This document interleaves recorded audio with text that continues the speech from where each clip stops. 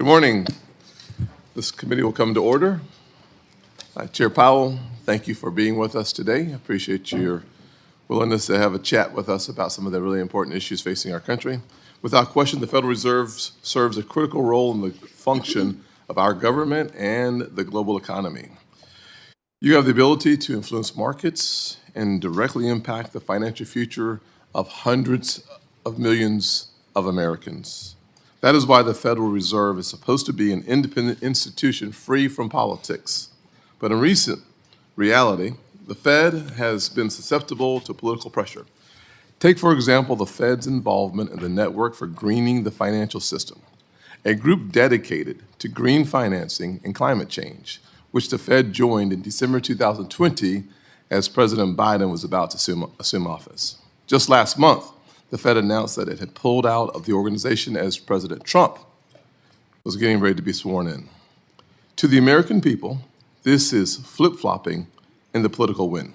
Too much focus on climate change instead of supervision is consequential. And in March, just 2 years ago, we saw the failure of Silicon Valley Bank. SVB marked the third largest bank failure in U.S. history and the largest since the 2008 financial crisis. And yet not a single federal regulator was held to account. In fact, the FDIC filed a lawsuit against bank executives which accused the SVB of egregious mismanagement, and I agree. How is it that no bank supervisor has faced any consequences? With 30 MRAs and MRIAs that never had timely action at SVB. How can the people who are supposed to be our cops on the beat have not faced any recourse for such egregious failures? I simply don't understand. We must all address the fact that over the last 4 years, the Biden administration and Bidenomics have devastated, decimated, and destroyed hardworking families' ability to support themselves. During Joe Biden's time in office, overall prices rose by over 20%. Energy prices, 34%. Transportation costs, 31%. Groceries, 22%. But that's not all. Thanks to Bidenomics, 2/3 of Americans have less than $1,000 in their savings accounts. But there is good news. Things are going to get better. During his first term, President Trump kept his promises to the American people. In the first 3 years of his presidency, President Trump built the most inclusive economy ever. 7 million jobs created, and 2/3 went to women, African Americans, and Hispanics. It's time to once again make America's economy work for the folks working paycheck to paycheck. Joe Biden broke our economy, and Donald Trump will fix it. For too long, bank regulators have followed a black box regulatory framework with little to no recourse. The FDIC, under President Trump's leadership, recently released never-before-seen supervisory documents which confirmed that Biden's Operation Choke Point 2.0 was real, despite assurances that these unacceptable practices would end following the Democrats' first Operation Choke Point 1.0. We are seeing an unfair playing field that results in disastrous consequences for legal businesses and law-abiding citizens. On one hand, if you were in the private sector and you do your job poorly, you would face consequences, reprimands, suspensions, or even being fired. But if you are within the walls of the federal government, such as a bank regulator, you will face no consequences for your actions, even if you pressure a bank to cut off services to digital asset firms, political figures, and conservative-aligned businesses and individuals. To me, that goes against the principles of fairness and market access. Over the last 2 years, as the ranking member of this committee, I have consistently argued that Basel III endgame proposal will raise costs and limit credit access for hardworking Americans. And while I'm glad this proposal was not finalized, The uncertainty surrounding Basel III forced banks to put capital on the sidelines, limiting access to that capital for local small businesses across our country. Now, as chairman, I plan to work to rectify the issues of the Biden administration. Chairman Powell, I look forward to hearing from you on the Federal Reserve's future and the plans that you have for right-sizing the financial regulatory framework, specifically around Basel III. To create jobs here in America, we need to make sure there's capital and liquidity in the market. And we also want all Americans, even those growing up in poverty like I did, to know that they can access the capital necessary to start new businesses, grow existing businesses, buy a home, and pursue their American dream.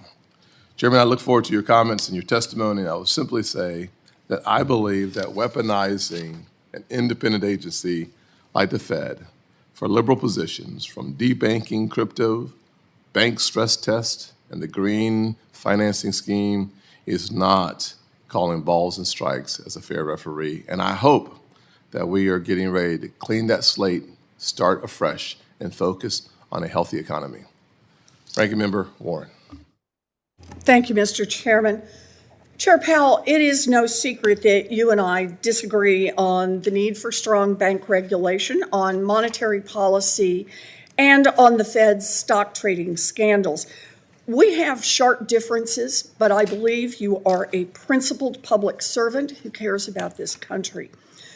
We are at an unprecedented moment. Our financial systems are facing huge risks from the economic chaos of President Trump and his co-president, Elon Musk.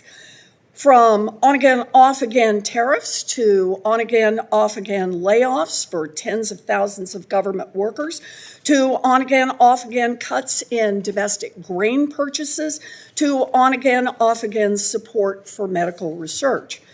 Now, co-president Musk and his OMB director have frozen all work at the Consumer Financial Protection Bureau. There are now 0 cops overseeing the $18 trillion consumer lending market. 0 cops.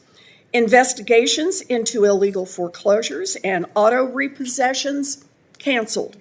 Exams of giant credit card issuers to weed out unlawful junk fees canceled. Probes of illegal debt collection practices canceled. Rules to save people billions of dollars canceled. If Musk and his OMB director succeed in killing the CFPB, it's like putting a sign on every checking account, every credit card, every mortgage application, and every car loan. Cops have been fired. Let the scams begin. That is not all. Musk and his Doge crew are also rooting through the Treasury's most important payment systems, the financial plumbing that ensures that billions of payments go through, from Social Security checks to grants for community health centers. No one has verified how they got this access or what they are doing with it. No one has checked whether Americans' financial data has been copied or sold for the personal profit of Mr. Musk. Instead, we've had a series of misleading and conflicting statements by Treasury Secretary Bessent. After receiving public blowback, it appears that Secretary Bessent is now trying to throw the Federal Reserve under the bus. Secretary Bessent claims that Doge can't meddle with the Treasury's payment systems because ultimately the Fed is in control. Now, I'm not sure whether Secretary Bessent doesn't understand how the system works or if he's just trying to shift the blame to you. But I know he is wrong. The Fed simply executes the transactions that Treasury instructs. If Elon and his hackers, for example, initiate instructions to choke off payments to their enemies, or if they issue instructions to shut down payment for teachers' aides for kids with special needs, the Fed may have no way of knowing that the instructions were manipulated, and the Fed may have no legal method to override them. Chair Powell, the next 18 months may define your legacy and the country's trust in the Fed as an institution. I expect that you will work with Democrats and Republicans in Congress if Doge's next move is to try to commandeer the Fed's payment system. I also expect that you will not join the conspiracy to shutter the CFPB. Unlike the Treasury payment instructions, you can see if the CFPB's funding requests have been manipulated. I understand that some extremists have a different view about what the law ought to be, but under the law right now, impoundment is clearly illegal. Do not make the Federal Reserve an accomplice to this illegal act and forever sully the reputation of the Fed. Keep the CFPB funded exactly as the law requires. We are in the middle of a crisis as Elon Musk tries to take over our government. But let's also talk for just a minute about your day-to-day job, meeting the Fed's dual mandate of promoting maximum employment and stable prices. It's now clear that the Fed acted too late and let inflation get too high, and then responded by keeping rates too high for too long. These policies made the big drivers of inflation, like housing costs, even worse. And they put Americans' jobs at risk, making it more difficult for them to afford a home and for small businesses to be able to finance their operations. I urge you to move more rapidly to bring down interest rates, beginning with a meaningful rate cut next month. You have proven you can move quickly when it is politically expedient. After President Trump was elected, within the space of just a few weeks, you scrubbed seemingly all mention of diversity and inclusion from the Fed's website. You withdrew from an international central bank group that shares information on climate-related risks to the financial system. You instituted a hiring freeze that will limit the number of cops on the Wall Street beat, and you announced plans to gut big bank stress tests. I can see the immediate political appeal of your strategy, but ultimately it will fail. You will lose good people. Climate catastrophes will continue to mount, and the increasing vulnerability of big banks will threaten our entire economy. Sure, Donald Trump may be happier with you right now, but wading deeper into politics to please him over the long run will burn the reputation and the independence of the Fed and put our entire economy at risk. I urge you, don't fall into these traps. Thank you, Mr. Chairman. Yes, ma'am. Today we'll hear from Chair of the Federal Reserve, Jerome Powell, on the semi-annual monetary policy report to Congress. Chair Powell, thank you for your testimony today, and you are now recognized. Chairman Scott, Ranking Member Warren, and other members of the committee, I appreciate the opportunity to present the Federal Reserve's semi-annual monetary policy report.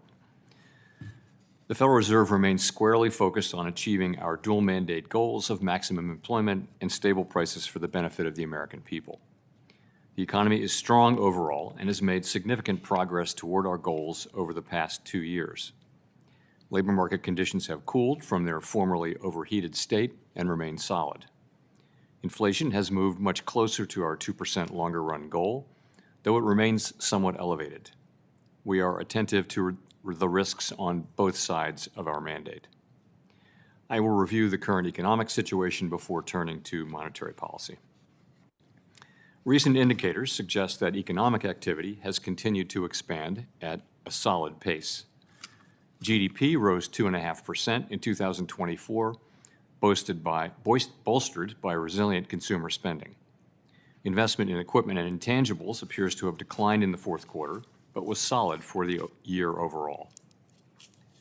Following weakness in the middle of last year, activity in the housing sector seems to have stabilized. In the labor market, conditions remain solid and appear to have stabilized.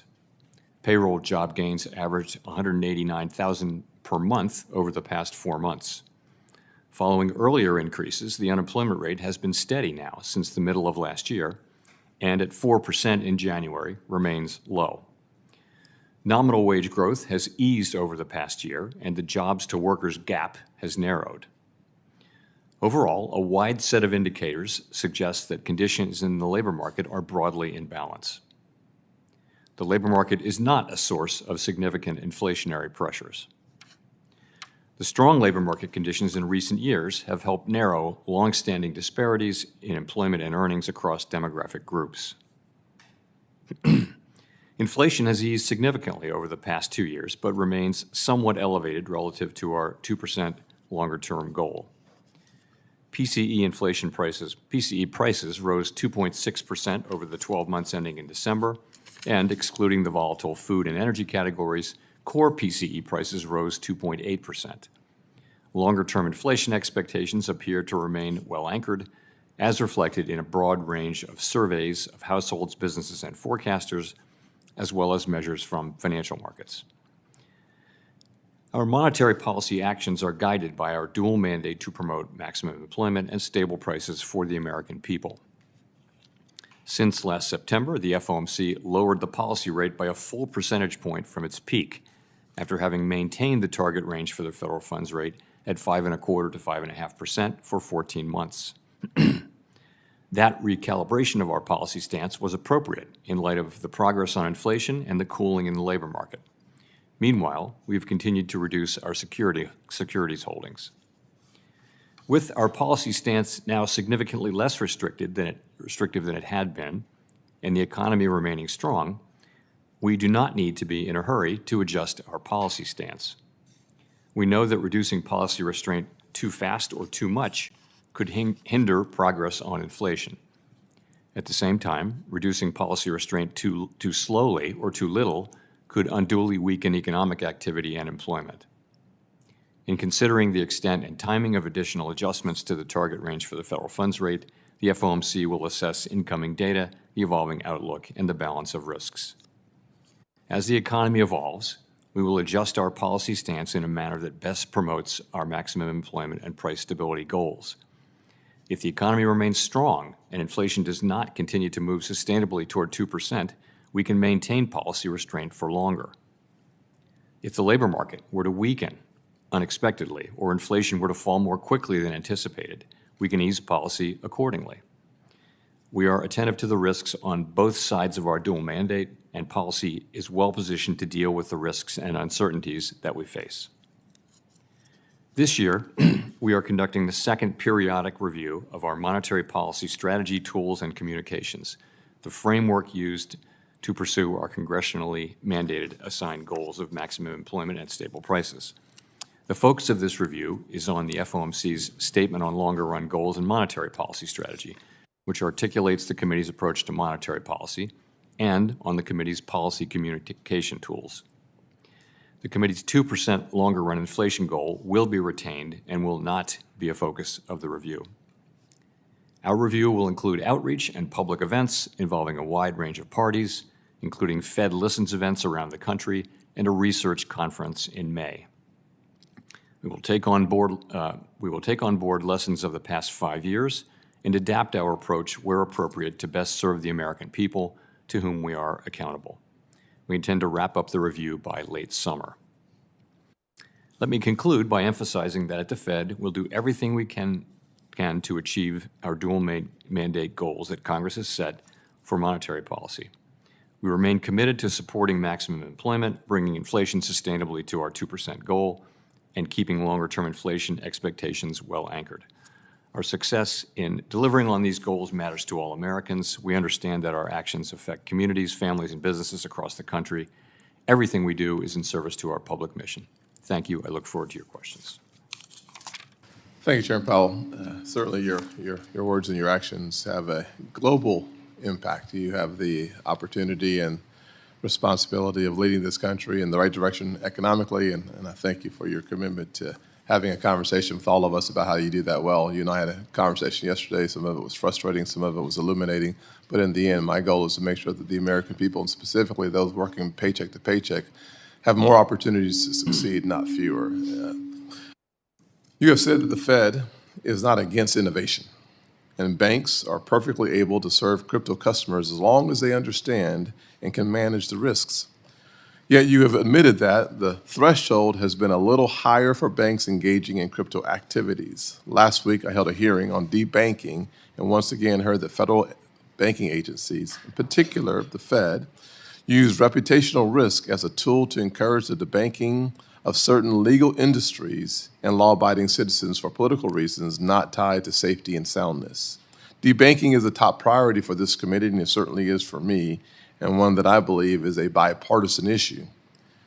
Will you commit to working with this committee to end debanking, including working with the new Vice Chair of Supervision, once appointed, to revise the Federal Reserve's supervision manuals to remove reputational risk as a tool to weigh in on political topics? I'm happy to make that commitment. Thank you, sir. Accountability is very important. I would like to think accountability is a priority for everyone, especially the Fed, given that failures in Fed supervision can result in the loss of billions of dollars. Yet following the failure of the Silicon Valley Bank, which was in part due to the failures of its regulators to identify egregious mismanagement of interest rate and liquidity risks, we have yet to see any regulators be held accountable. And as you recall, that was a point of my frustration. As a guy who spent a lot of time in the private sector, 15 years running a few businesses, I can tell you that accountability is a necessary part of making the entire organization healthier and perform its job as well as possible. I'm encouraged that the FDIC has begun the process of holding SVB executives accountable. That's good news. But no Fed employee has been fired, put on probation, put on performance improvement plan, all of which would be expected in the private sector, as I just mentioned, for employee failure. Please explain to me why Fed employees are held to a different standard from my perspective than everyone else, and what are you planning to do to take accountability for Fed failures in supervision? So we've actually done quite a lot in response to the events associated with Silicon Valley Bank. So we've done many, many things. In terms of specific accountability, what we found was this was not a case of malfeasance or nonfeasance so much. It was a case of people were carrying out a specific playbook that failed to cause us to act in time for these things. So it wasn't actually particularly fair to the employees to say you violated our practices in some way. That wasn't really what happened. What happened was, I would say, a lot of focus on process and on governance and controls, and not enough focus on basic bread and butter banking, credit risk, liquidity risk, interest rate risk, things like that. So as we discussed yesterday, we took very substantial steps to avoid further spread of those issues, and that was successful. But I understand your point on accountability. This is one of the areas where you see the approach to looking at safety and soundness, and with the number of MRAs and MRAs that went really documented but no action was taken, that leads me to the conclusion that individual employees, supervisors, should have been held account for that. I'll move on, though.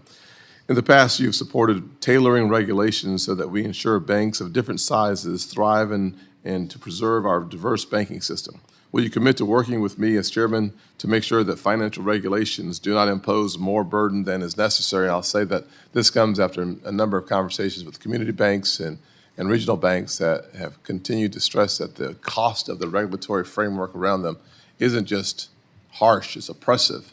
Larger banks suggest that the cost per employee for the regulatory framework is $10,000 per employee. I think we can do better, and would love to hear your thoughts on that. Right, first of all, I will commit to working with you on that. We do try to avoid excessive burden. I think it's fair to take a fresh look frankly, on debanking. I think we all see, both in your hearing and in the one on the House side, we hear a lot of people talking about that. And, it's time to take a fresh look, I think. We don't intentionally do these things, but sometimes regulation leads things to happen, and we need to be working on that.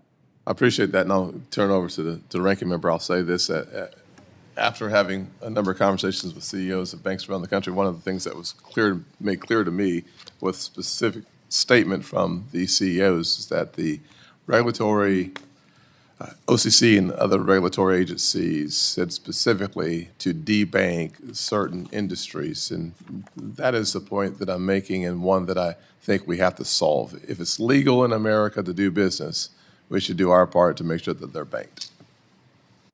Thank you, Mr. Chairman.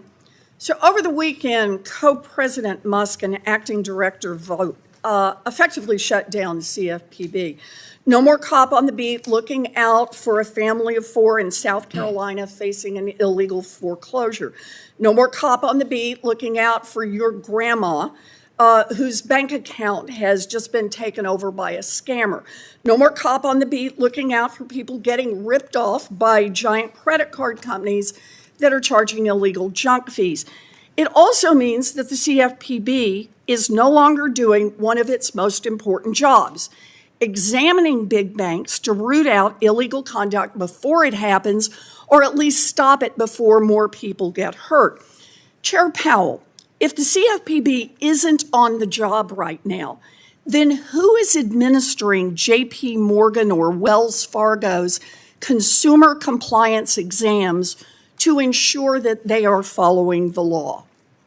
Senator, I believe that, and you would know, that Dodd-Frank moved all authority for examinations in the consumer space to the CFPB.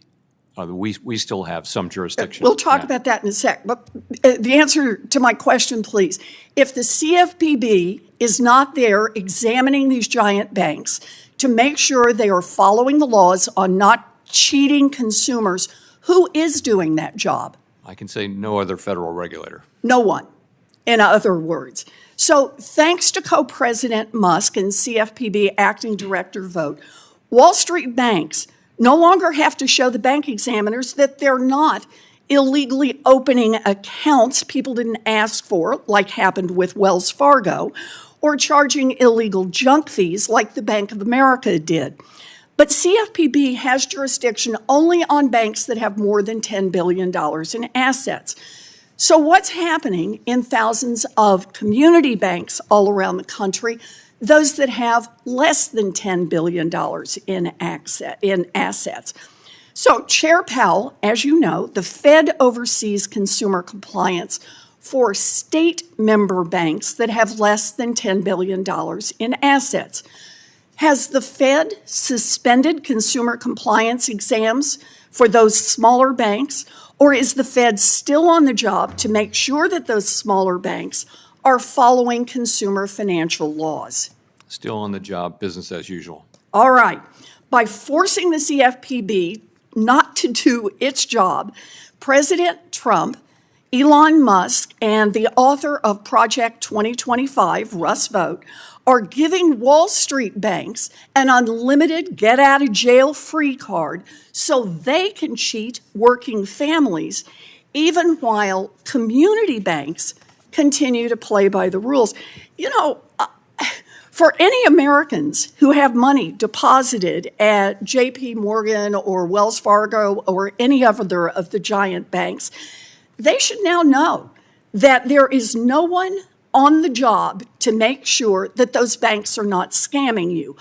Only the smaller banks now have a cop on the beat to make sure that they aren't cheating consumers.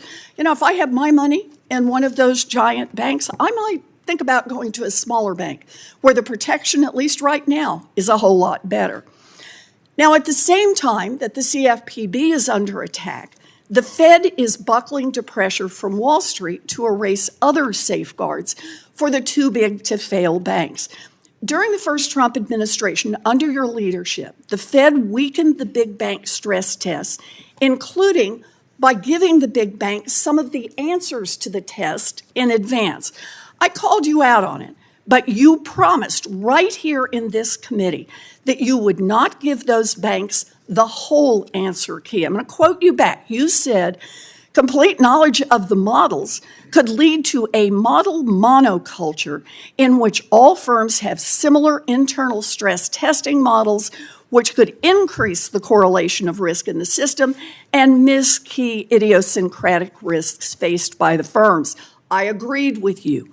But several weeks ago, the Fed announced that it has plans to do exactly that, hand all of the answers over to the giant banks.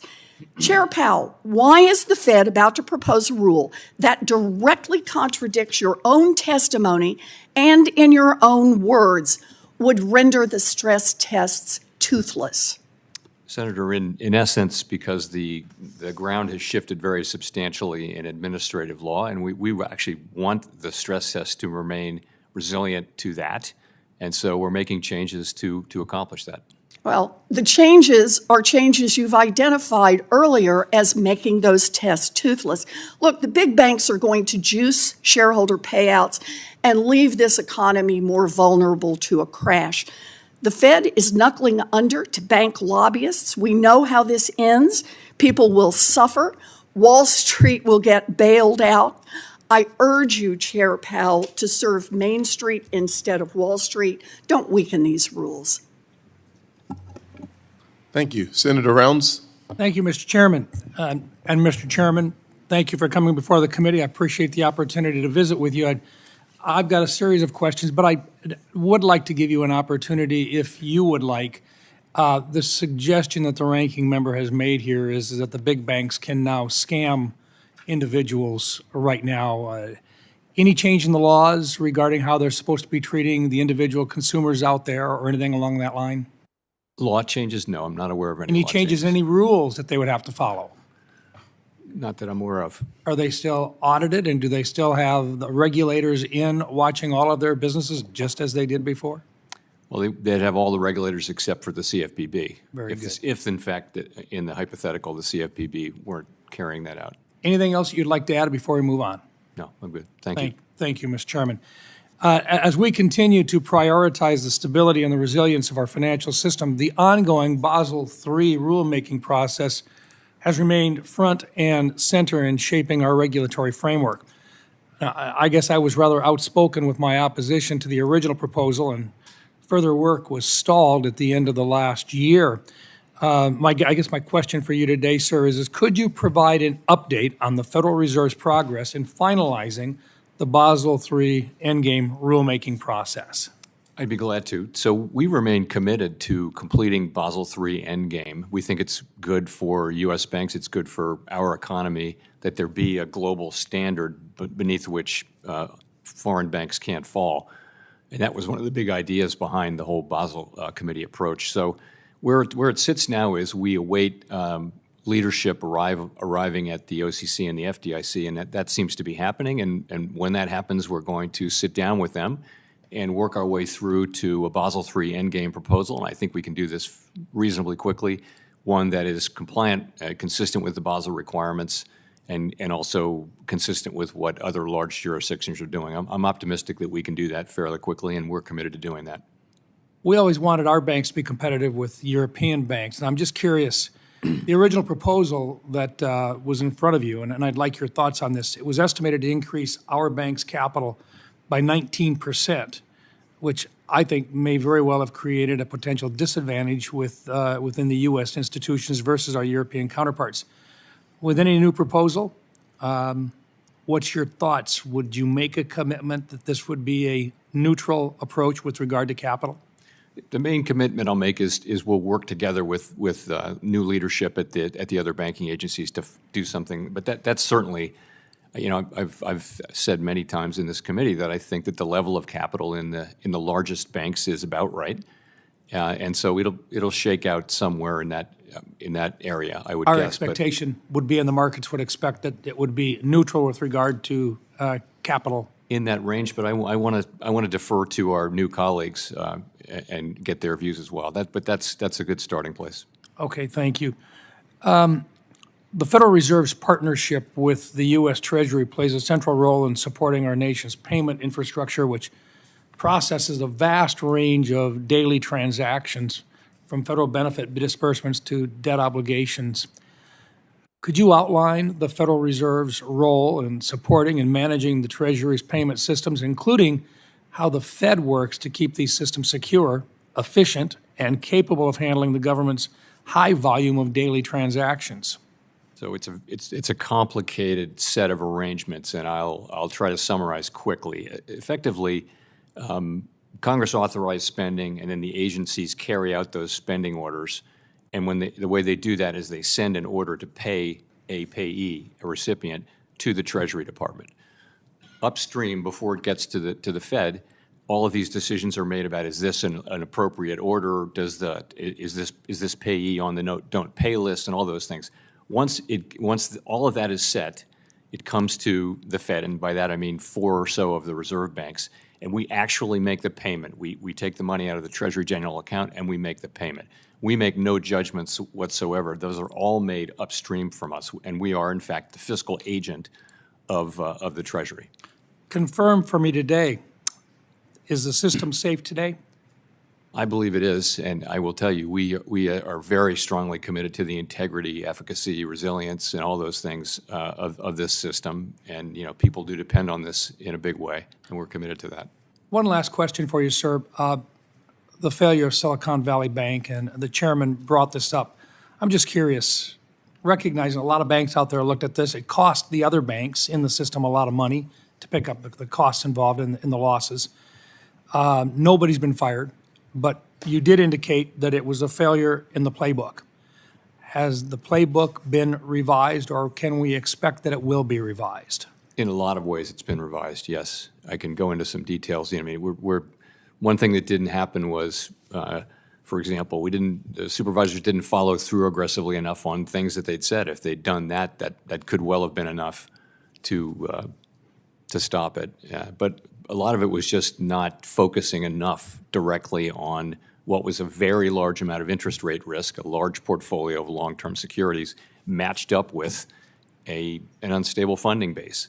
And somehow people wrote about that, and not the Fed, but others wrote publicly about this, but somehow we don't expect bank runs outside of a crisis in this country, and that's what that was. It was a bank run, and bank runs are incredibly damaging. I think everyone learned a lot from that and is determined to do better. Thank you, Mr. Chairman. I think this is one that I think, as you appropriately pointed out, I think this is an area where a lot more questions are out there yet, and I think if it's the playbook that was the problem, I think perhaps a discussion about how that playbook has been revised would be appropriate in the future. Thank you, Mr. Chairman. Thank you. Senator Cortez Masto. Chairman Powell, thank you, and thank you always for the conversations in between these hearings as well. Let me focus on a couple of things of concern, and you touched on a little bit of this, and I think this is important to clarify. There was a change in the law when the CFPB was created. The CFPB examines the banks and enforces the law, whereas the Fed only supervises those banks. Is that correct? Or how would you determine that relationship? With the CFPB? So Dodd-Frank took a lot of the consumer compliance jurisdiction away from the other banking agencies and gave it to a newly created agency, the CFPB. We retained a residual amount of that, as we just discussed, which was banks under $10 billion in assets. But the CFPB essentially took all of that when Dodd-Frank came into being. So as it was created, when you two were working together, the Federal Reserve collaborated with the Consumer Bureau when supervising those large banks, correct? Yes, we still retain supervision over all the holding companies and also of Fed member banks. And let me ask you this then, does the Federal Reserve enforce consumer protection laws now for things like money transmitters? Not for money. That would be the consumer protection. That would be CFPB. Yes, yes. Okay.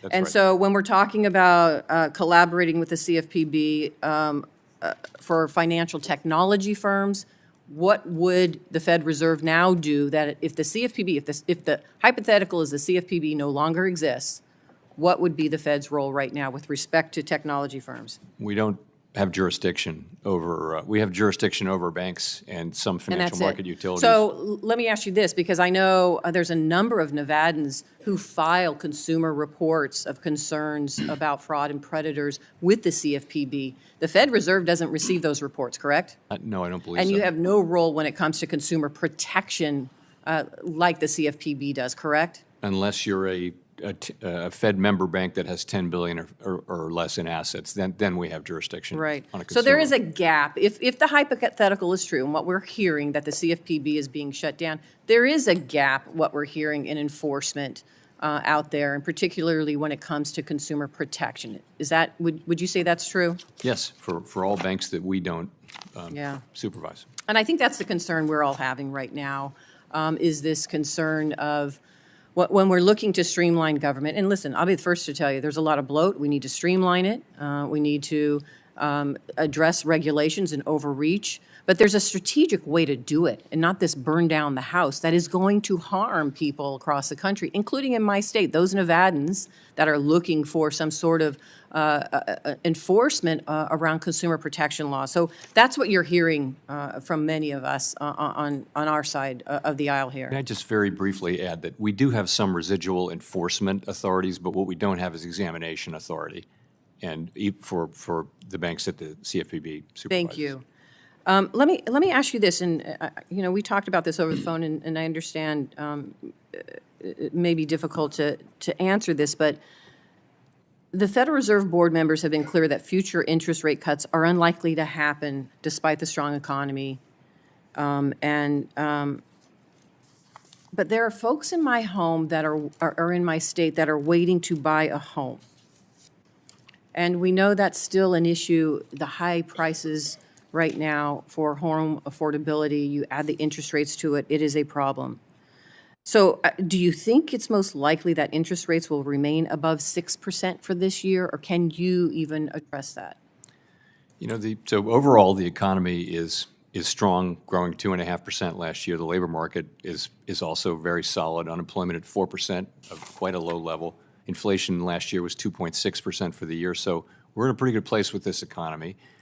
We want to make more progress on inflation, and we think our policy rate is in a good place, and we don't see any reason to be in a hurry to reduce it further. As it relates to housing, so it's true that mortgage rates have remained high, but that's not so directly related to the Fed's rate. It's really related more to long-term bond rates, particularly the Treasury, the 10-year Treasury, 30-year Treasury, for example. And those are high for reasons not particularly closely related to Fed policy.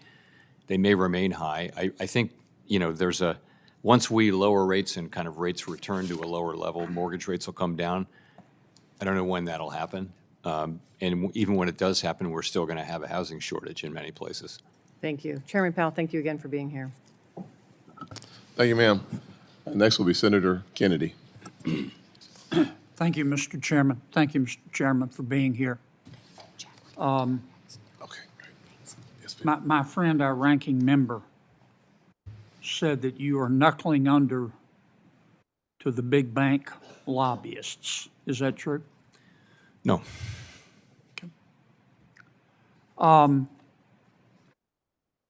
It seems to me that the big picture should not go unnoticed. Do you recall a year or two ago when inflation was raging? I think its peak was about 9%.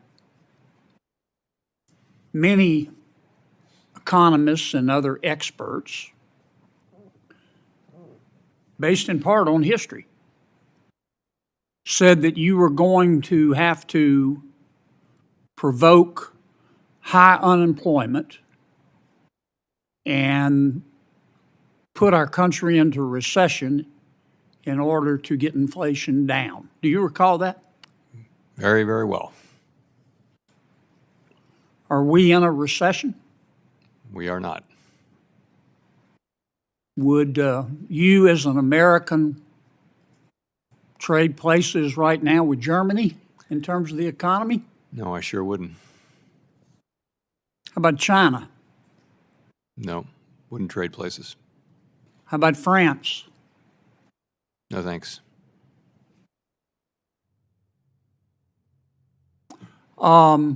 Things aren't perfect. Inflation's obviously still sticky, and long rates are too high, which I want to talk about in a second. But the fact is, knock on wood, we have experienced a soft landing, haven't we? Not for me to say, really. I'll let others Well, have make we that. experienced a hard landing? No, we sure Are haven't. we in a recession? No, we're not. I call that a soft landing. And it seems to me that you and some of the ladies and gentlemen who are your colleagues at the Federal Reserve behind you deserve some credit for that. Thank you. I don't know why you don't take the credit. Everybody else in Washington, D.C. does. Again, I'm not saying things are perfect, but I never imagined that our landing could be this soft, albeit not perfect. And I wanted to thank you and your colleagues for that effort. You sure didn't get any help from Congress and on the and our president on the fiscal side. I don't expect you to comment on that. You and the Federal Reserve can to a large extent control short rates, can't you? Yes. Through the Open Market Committee. You can't control long rates, though, can you? No, we can't. Why is that? So a lot of things go into long rates, and one of them is the expected future short rate of Fed policy, but many, many other things go in. Expectations of inflation in the longer run, the sort of risks around the economy and around the budget deficit go into something called the term premium, which is the part we can't explain when we do these decompositions. And so, you know, it's set by supply and demand in the bond market at the long end, and we're not particularly. We have some influence, but mostly not. Many Americans are looking at short rates and looking at the Fed's behavior and how you reduce inflation, but they don't seem they don't see the long rates going down, and obviously that affects mortgage rates. And I would encourage you and your colleagues to spend some time explaining to the American people why that is. Final question. If you went home tonight and Mayor Powell, your spouse, said, you know, I got a call today from our bank, and they're debanking us. They're worried about their reputational risk because they don't like our politics. Would you think that fair? No, I sure wouldn't. And as I mentioned earlier, I too am troubled by the quantity of these reports, and you know, really want to understand better why this is happening. You know, one theory is that banks are just very risk averse around BSA and money laundering, and that's because we're so tough on them and that they just don't. Any red flag is enough. But you know, it may be that this whole thing with reputation risk needs to be thought about. It's actually coming out of our one manual that we use. We're taking that concept out, the manual that we've been using for account access for master accounts. We're just going to take that out. But I think this needs a fresh look, and I think it's time for that, and we're going to do that. Well, I've asked our chairman, and he has agreed to invite some of the CEOs of some of the banks that have been debanking people. The CEOs, Yes. not their lawyers, not their PR consultants, Not the lobbyists. not their priests, them, the CEOs, to come in and let's talk about this and find out what the hell's been going on. Thank you, Senator Kennedy. Thank you, Mr. Chairman. Senator Reed. Thank you, Chairman Scott. Chairman Powell, welcome. Thank you very much. I think your monetary policy combined with the Biden fiscal policy over the last 4 years has made a tremendous difference. We've avoided a recession. And I'd like to remind people how far we've come. In 2020, the gross domestic product decreased 2.2%. The unemployment rate finished the year at 6.7%. By 2024, gross domestic product grew 2.5%. The unemployment rate was 4.1%. Labor force participation rate went up from 61% to 62.5%. And that's a combination of your work together with the fiscal policy of the Biden administration. So I thank you for that. One of the issues before us today is the issue of tariffs. In July 2018 testimony, you stated, Mr. Chairman, countries that have remained open to trade, that have not erected barriers, including tariffs, have grown faster and had higher incomes. Do you still believe that? Yes, I do. I would stand by that. So President Trump's tariffs on China, Canada, and Mexico will obviously raise costs on families. In fact, some economists, many economists, project about $1,200 per year households will be paying extra, an increase of inflation by nearly 1%, economic growth depression, and, for example, the increase of the average car price by $2,700. Is that a wise policy? So I guess I ought to say this. I think the standard case for free trade and all that logically still makes sense. It didn't work that well when we have one very large country that doesn't really play by the rules. And in any case, it's not the Fed's job to make or comment on tariff policy. We, really, that's for elected people, and it's not for us to comment. Ours is to try to react to it in a thoughtful, sensible way and make monetary policy so that we can achieve our mandate. Just this weekend, the president removed the board of the Kennedy Center and made himself chairman. What would you do if the president tried to remove a member of the Federal Reserve Board? Well, it's pretty clearly not allowed under the law. Thank you. We've communicated back and forth about synthetic risk transfer as a potential danger to the banking system. And could you give us some insights on how we can improve financial stability by regulating these transactions more appropriately? So what we've been doing for some time now is looking at them on a case-by-case basis. And if they really do transfer risk successfully, then that's okay. I mean, it's a good thing if a bank wants to transfer risk off its balance sheet in a way that it gets compensated for and all that. But what you want to make sure is that the risk is really transferred, and that was the problem during the global financial crisis, was sort of things that appeared to but did not accomplish a transfer of risk. So we see this coming, and we've been looking at these transactions on an ongoing basis. Well, I commend you for that. In fact, what happens typically is the transaction becomes complicated by synthetic risk transfers, as it was the case with synthetic derivatives. So thank you for your attention to that. We've talked about housing. It's absolutely critical everywhere across the country. We're in a housing shortage. Of course, housing is difficult. Two of the mainstays of our housing market are Fannie Mae and Freddie Mac, helping to support home ownership. Does the federal guarantee backing Fannie and Freddie help make mortgage rates more affordable and home ownership more accessible, Mr. Chairman? I imagine it does hold down mortgage rates, the fact that they're sovereign risk. And how important is the 30-year mortgage to ensure that families can afford a home? In our housing market, the 30-year mortgage is very important. Yeah. And I have heard some discussions about eliminating Fannie Mae and Freddie Mac, which would be detrimental, I presume, to the housing market. That's really a question for you. I mean, putting them back in the private, putting housing finance back in the private sector has some appeal over the longer run, but I leave that with you. Thank you, Mr. Chairman, very much. Appreciate it. Thank you. Senator Ricketts. Well, thank you, Mr. Chairman and Ranking Member, for holding this important hearing, and thank you, Chairman Powell, for being here today to talk about our economy and all the things that are going on.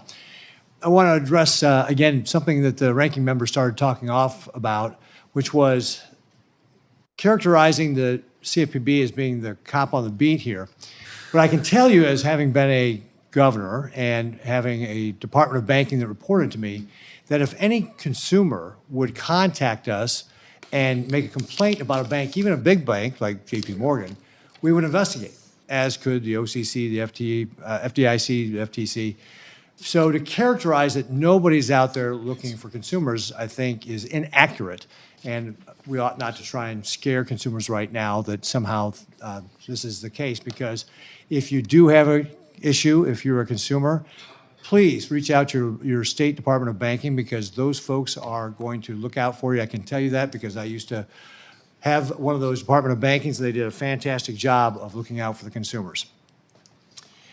One of the things that has also impacted consumers is inflation. Prices under the Biden administration were up 20%. An average household is paying $13,000 more today than they were for the same standard of living they had before Joe Biden got elected. We see that grocery prices, for example, are up 22%, rents up 23%. Simply put, Nebraskans are economically worse off today than they were 4 years ago, and I expect that that's part of the reason why we saw this change in the administration. They thought that that was not something that they wanted to continue to pursue. They didn't want the same policies being followed. We have to end the reckless federal spending, rein in inflation, and be responsible about how we make decisions to be able to grow the economy.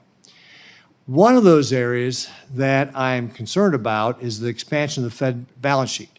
The Fed's balance sheet before, at the end of 2019, so before the pandemic, was about $4.1 trillion. By May of 2020, the Fed expanded that to $7 trillion, and by 2022, the Fed's balance sheet hit an all-time record of $8.9 trillion. Inflation peaked at 9.1% that year, a high we had not seen since 1981. Now, I'm encouraged by the actions the Fed has taken with quantitative tightening to shrink the balance sheet down to $6.85 trillion, but $6.85 trillion is still too high. And one of my concerns with this, Chairman, is that that's kind of one of your tools to be able to guard against a downturn in the economy or some sort of shock. You obviously used it during the pandemic. Looking ahead long term, will the Fed Reserve continue to this course of unwinding the balance sheet? Yes, so what we said is that we intend to slow and then stop the decline when reserve balances are somewhat above the level that we judge consistent with so-called ample reserves. The most recent data and the feel of the markets is definitely that reserves are still abundant. They're about the level they were at when runoff started, because the runoff has really happened out of the overnight repo facility, reverse repo. So yes, it's an ongoing thing, and we're not yet where we're headed. So what kind of pace can we expect? And I know that obviously there's going to be a lot of factors like what happens to the economy over the course of next year. But if things were going to go along the way they are today, you've already said the economy's doing well. Inflation's a little higher than we want it to be at 2.6%, but unemployment's at 4%. If these commissions, and I think you used the word stable quite a bit, if these conditions were to remain stable throughout the course of the year, would you have a range that you could give us of where the balance sheet might be if we were talking again here in January 2026? We basically we're going to be looking at reserve conditions in reserve markets, and trying to stop a little bit above what we consider ample. And we think we're meaningfully above that now. We can't put a number on it because you can't directly know the demand for reserves other than by observing behavior in the market and then putting a little bit of a buffer on it. So I can't give you an exact number, but for now it's ongoing, and we have a ways to go. What kind of conditions would have to happen for you to start going back to quantitative easing? So to quantitative easing. That's a tool we tend to use when we're at the effective lower bound and we can't cut interest rates anymore. So nothing like what you're seeing in the current day. It's a different test for stopping quantitative tightening, but we would use QE going forward only in a situation where rates are at zero, and we're a long way from zero now. So that you think that, again, just generally speaking then, if things were to remain stable, you'll continue to unwind the balance sheet, you'll continue the quantitative tightening. Can't give me a range on this? Is that what I hear you saying? That's right. That's right. Okay, great. Well, I encourage you to keep doing that, because, again, I think that's important to be able to make sure that you've got powder for the next issue that we may face. So thank you very much, Mr. Chairman. Appreciate you being here. Senator Warner. Thank you, Mr. Chairman. Chairman Powell, good to see you. One of the things we've talked about in the past, and I've got 2 or 3 issues I want to get through fairly quickly, is that that while our regulatory framework should always promote financial innovation, that innovation can't come at the expense of things like anti-money laundering, consumer protection, financial stability. I continue to worry in many of these hearings where we keep seeing this regulatory creep outside the boundaries of traditional financial regulation. I think if we were starting a system from scratch, few of us would design it this way. But it is one of the reasons why I'm looking forward to working with Chair Scott and my colleague, Senator Lummis, on a framework at looking at stablecoins in particular within the regulatory perimeter. I know my friend Bill Hagerty just introduced a bill in this area.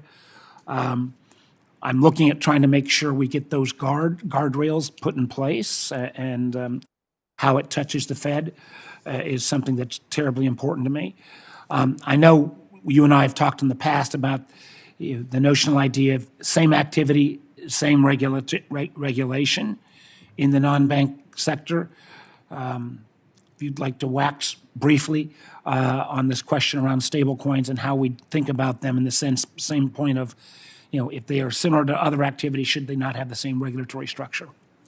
So we definitely support these efforts to create a regulatory framework around stablecoins. Stablecoins may have a big future with consumers and businesses. We can't know that now, but it is important for the development of stablecoins in a safe and sound manner, and a manner that protects consumers and savers and all, that there be a regulatory framework. So we see these bills, and we're in contact as we were in the last Congress, and trying to add our technical thoughts and how to do this. And we think it's a very constructive exercise. Well, we do think, you have a lot of expertise in this session, and there are people people come with lots of opinions on everything in crypto, from over the top to the other end of the spectrum. And I'm gonna need to rely on your expertise as well as we try to work through some framework for stablecoins. I know there are a lot of earlier questions on CFPB. I think the record is pretty darn good. It's returned $20 billion to consumers. Matter of fact, the last time we had the previous chair here, Chair Rohit, Mr. Chopra, we were talking about $55 million to Virginians. I do have to mention this more for my colleagues. Tim Kaine and I did a teletown hall last night. Lots of things happening in Virginia. Normally, we would get maybe 3,000, 5,000, 6,000 folks on a teletown hall. We had 60,000 last night. I have not seen anything like that in my time up on here on the Hill, and a huge amount of concern about what the Doge boys are doing, whether our information is safe, whether privacy is protected. I had one lady say, in light of what was happening at CFPB, and while there's not a direct connection, she's saying, is her deposits at her bank safe? We tried to give her a assurance, but I said, you know what, ma'am, I'm going to be talking to the chairman of the Federal Reserve tomorrow. And with this diminution or shuttering, at least at the time being, of the CFPB, can I tell, I believe her name was Mary, can I tell Mary from Virginia that her bank account is safe? I think bank accounts overall across the economy are safe, yes. We've still got deposit insurance at the FDIC, and the banking system is well capitalized and safe. Well, again, I think the concern was being raised was that the diminution of consumer protections lent her concerns about whether that dollar being safe. Last thing I want to recognize is that there's been reports in the media about the thinness in the Treasury markets, the number of additional bonding that we're going to have to do, particularly with so many of these unpaid tax cuts. Matter of fact, one of the things that was really striking to me was that yesterday the president mentioned how he was, quote, examining Treasury debt payments for possible fraud, and suggested that our debt might not be as high as possible. We all understand the full faith and credit of the United States is based upon a reputation.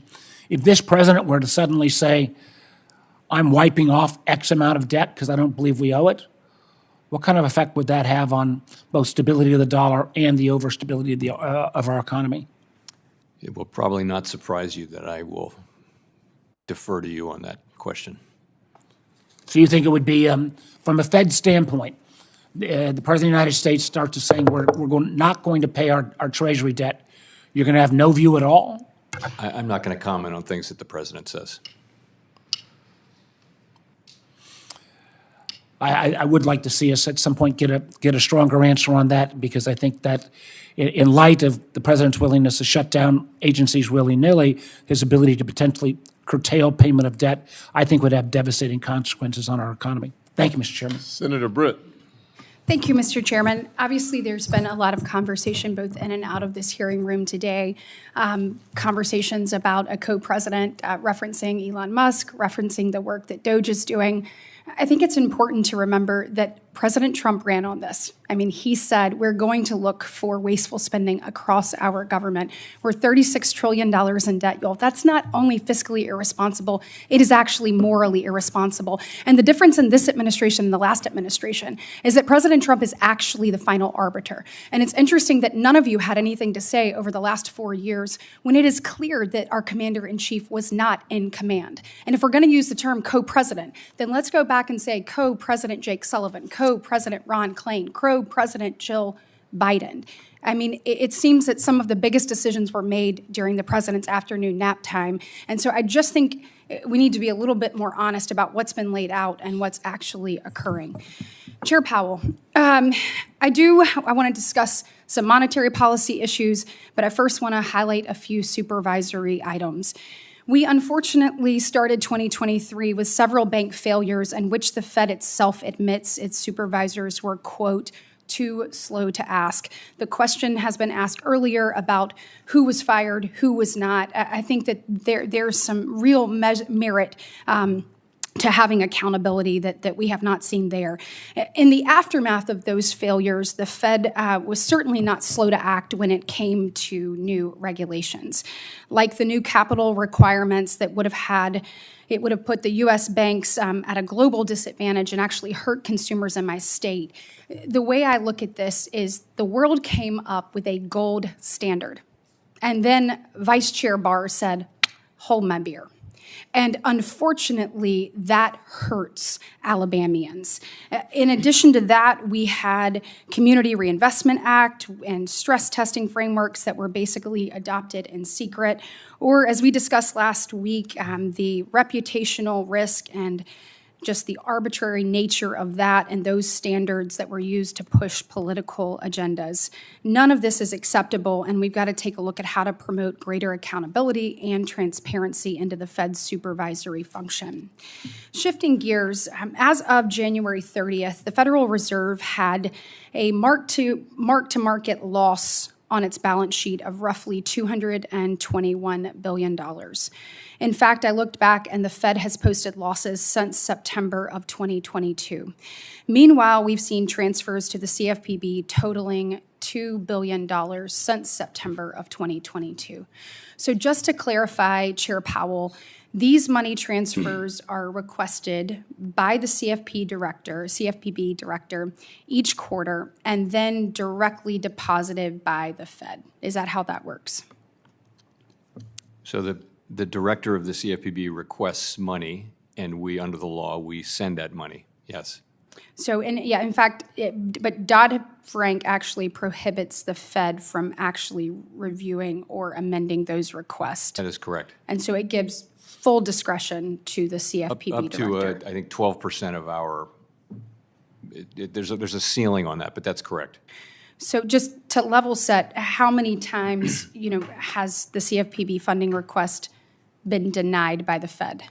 We don't have the authority Zero. to deny it under the law. Zero, right? Zero, yeah. Yeah, that's what I thought. And by the way, I'd like to applaud the current administration and acting director vote for inserting some accountability back into the agency by pausing these quarterly just blank checks. On that, I know there's been a lot of conversation around the Bureau over the last few days, but I do want to focus on those last couple of years, particularly the $2 billion the CFPB received from September 2022 up to the last receipt on January 2nd, 2025.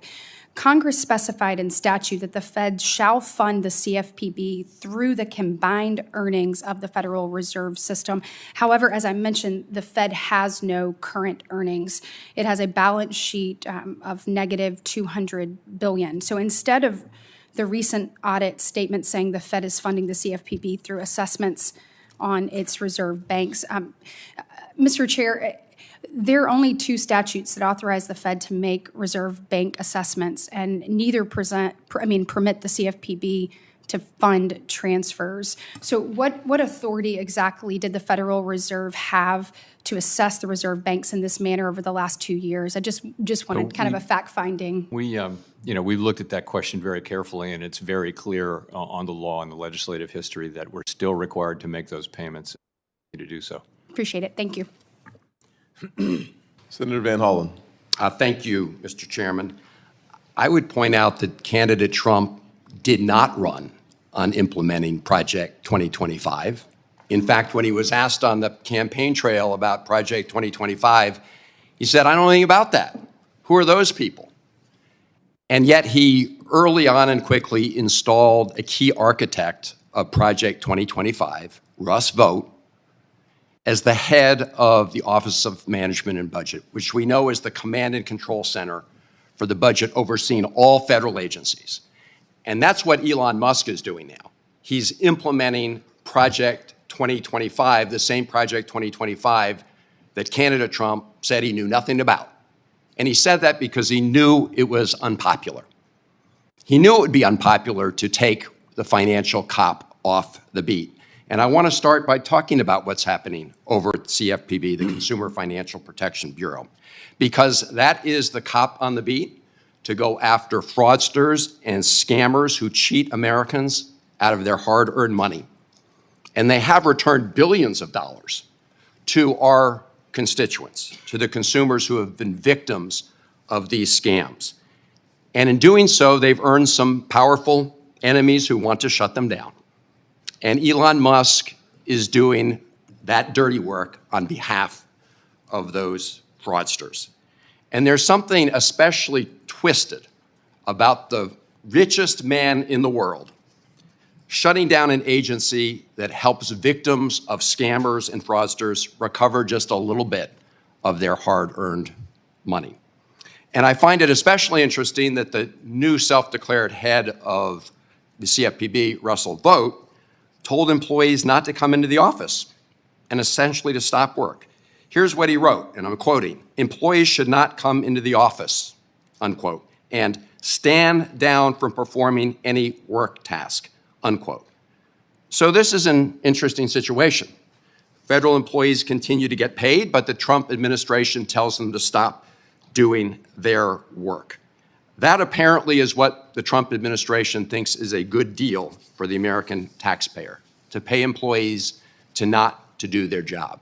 So, Mr. Chairman, I have a simple question for you. Is that a practice that you pursue at the Fed, to pay your employees but tell them not to come to work? Have you done that? No. That wouldn't be very efficient, would it? No. No, it wouldn't. And yet, that's what the so-called Doge boys, efficiency boys, are doing. In addition to that, they're rummaging through the private, very personal, sensitive information of Americans at the Department of Treasury. So it seems to me that the Trump administration and Elon Musk are focused on everything except what Donald Trump said he was going to focus on during the campaign, which was to bring prices down.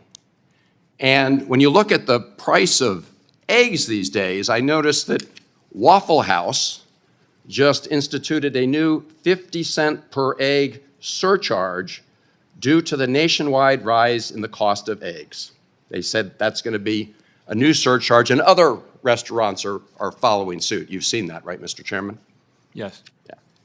And at the same time, the Trump administration has restricted federal agencies from providing the public with information about the bird flu, avian flu, which is part of the cost of egg increases. So what we're really facing here is an administration that campaigned on bringing down prices and is not doing that, did not campaign on Project 2025, and that's what they're doing.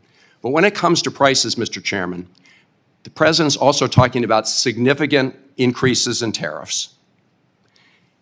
Our Republican colleagues are also talking about passing a tax bill that gives way disproportionately to the super wealthy and which will add trillions to the deficit by their own account. They're talking about playing around with the baseline. So my question to you is simple.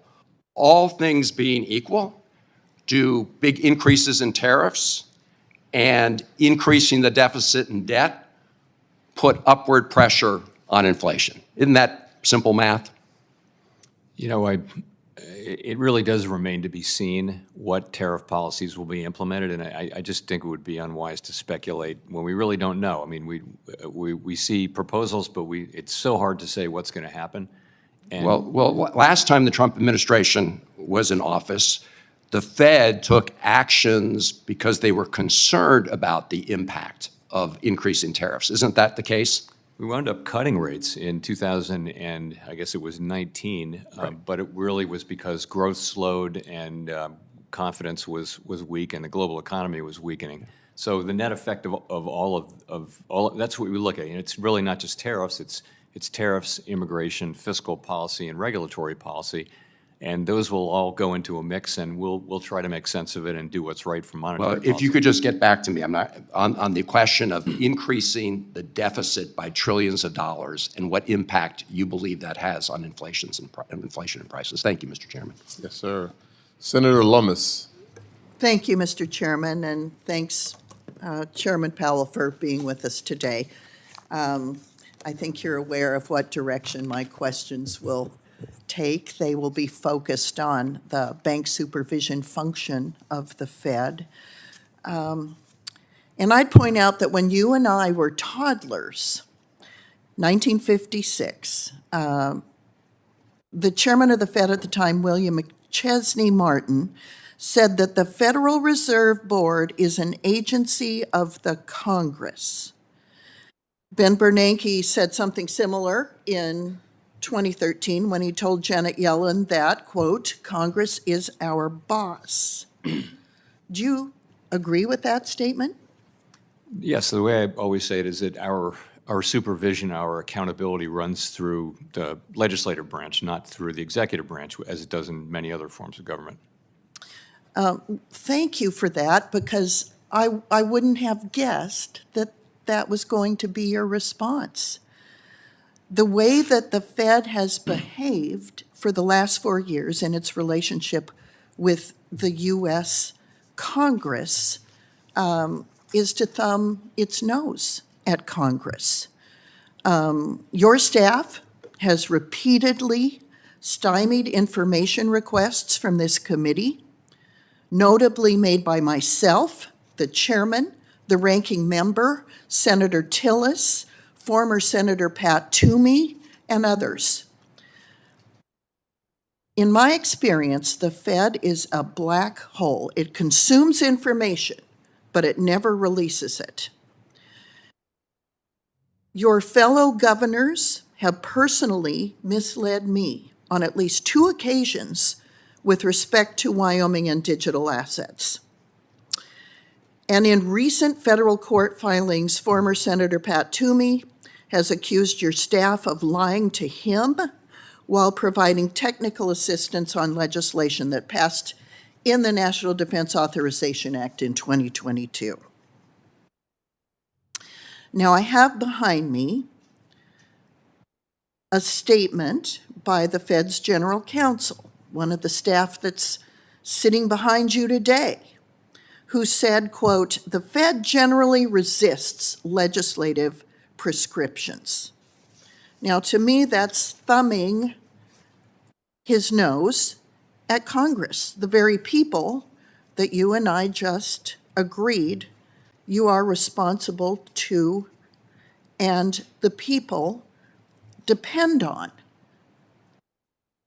So this is why the American people think there's a deep state. This is why they think there are faceless bureaucrats making policy to hurt the very people of this country. Just look at the mess the Fed made of Silicon Valley Bank. And I contend that there is a lack of understanding that is deliberate on the part of the Fed with respect to digital asset policy. So the Constitution says Congress is your boss, but somehow your staff have not gotten that message. So, Chairman Powell, do you commit on behalf of yourself and the Federal Reserve staff to comply fully with all document demands issued by this committee in a timely manner? Sure. Will you instruct your staff to be complete in their responses and not to obstruct the oversight functions of this committee? You know, we always work with the committee to be responsive to your requests. Sometimes they're beyond our capacity to respond to, and we work with committee and with committee staff to do that, but we're always responsive to committee requests. And I'll look forward to engaging with you when you feel that our requests are outside of the scope of the oversight that we have over the Fed. Do you commit to disciplining or removing any staff that are found to have engaged in debanking activity furthering Operation Choke Point 2.0 or other misconduct? I can't make an open-ended commitment to remove anybody, but I will tell you that I am struck, and my colleagues and I are struck by the growing number of cases of what appears to be debanking, and we're determined to take a fresh look at that. In fact, I took the thing that you showed during the debanking hearing. When I saw that, we're now taking that out of the manual. So I thank you for that. Thank you, Mr. Chairman. My time's up. Senator Smith. Thank you, Mr. Chair and Ranking Member, and thank you, Chair Powell, for being with us today. I appreciate your presence here. I'd like to start with the issue of the rising cost of home ownership, something that I know is of great interest to many of my colleagues on this committee. I know, Mr. Chair, that you care a lot about home ownership and making home ownership accessible and available to folks. My colleague, Senator Lummis, as well, many of the folks on my side of the aisle as well. And so I think this is something that we can agree on, that the rising cost of home ownership is a big challenge for our constituents, for Americans. And one of the big pressures, there are many, but one of the big pressures is the rising cost of home insurance. In Minnesota, families, seniors are struggling to manage a nearly 40% increase in home insurance rates. We've seen this over the last 7 years or so. And I know, Chair Powell, that you've told this committee in the past that that rising cost of buying insurance for your home has been a source of inflation as we've been trying to manage inflation. Now, I don't know anyone who doesn't see this crisis of rising insurance rates as being caused by extreme weather events. We've seen massive flooding in southeastern United States. We've seen flooding in Minnesota. We've seen fires in the Mountain West in California. I mean, these are climate-related events. That's not a political position. That is just a fact. So, you know, we've got banks that of course, require, understandably, that a homeowner provide insurance as a predicate for getting a mortgage. So there's a big question about what's going to happen when insurance becomes unaffordable, or in some parts of the country, just literally not available, and what impact that would have on the mortgage markets, on the value of American homes. Just last week, a new analysis from First Street showed that overall, the value of U.S. real estate could be reduced by $1.4 trillion, colleagues, over the next 30 years due to unaccounted for climate risk. That's the cost, the risk of not being able to afford home insurance because of these extreme weather events.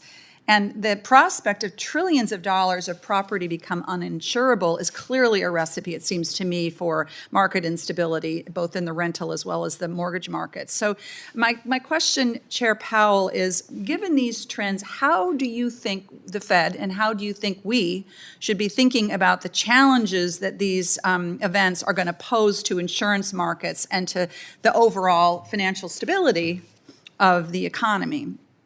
I'm asking you to comment specifically on climate change, because I understand my colleagues on the other side of the aisle see that as a political question. It's more like what you see as the risk to financial stability here. So let me quickly note that we don't regulate or supervise insurance companies for the most part, but we're seeing the same thing, which is both banks and insurance companies are pulling out of areas, coastal areas and things like that, or areas where there are a lot of fires. So what that is going to mean is that, if you fast forward 10 or 15 years, there are going to be regions of the country where you can't get a mortgage, there won't be ATMs, there won't, the banks won't have branches and things like that. Right. That's a possibility coming up down the road. It's not that the banks will stay there and keep making loans in the face of evidence of disaster, or that insurance companies will do right policies. They can cancel those policies every year. Right. So I think the risk is that they just won't be there and that people won't be able to get them. That's really the issue. And it seems to me that that would be a massive source of instability in our economy overall if you were to see that kind of dramatic decline in home ownership, home values, not to mention the disruption that would occur if people literally couldn't be in their homes anymore. So I think it's going to fall, if that happens, it'll fall on homeowners and right. residents, but it'll also fall on state and local governments, which you see happening now, where they're stepping in states where insurance is going away, private insurance. You're seeing states step in because they want those areas to remain prosperous. So I don't know that it's a financial stability issue, but it certainly will have significant economic consequences. Well, certainly to try to figure out how to provide reinsurance, as an example, in the places where commercial insurance isn't available would be a massive impact on state budgets, if to follow your chain of thinking. And I know in this committee, I've heard some of my colleagues on both sides of the aisle talk about the challenges overall with flood insurance, just as an example, and the massive expense that would have for us as well. I raise this, colleagues, because I think that this is an important issue that we need to be paying attention to. I do think it has a fundamental impact on the overall health of our economy as we look not even down the road, but where we are right now. So I'm out of time. Thank you, Chair Powell. I have a question. You and I have talked quite frequently about my deep and keen interest in the Community Reinvestment Act, and I'll follow up with a question on that for the record. Thank you, Senator Smith. Senator Haggerty? Thank you, Chairman Scott.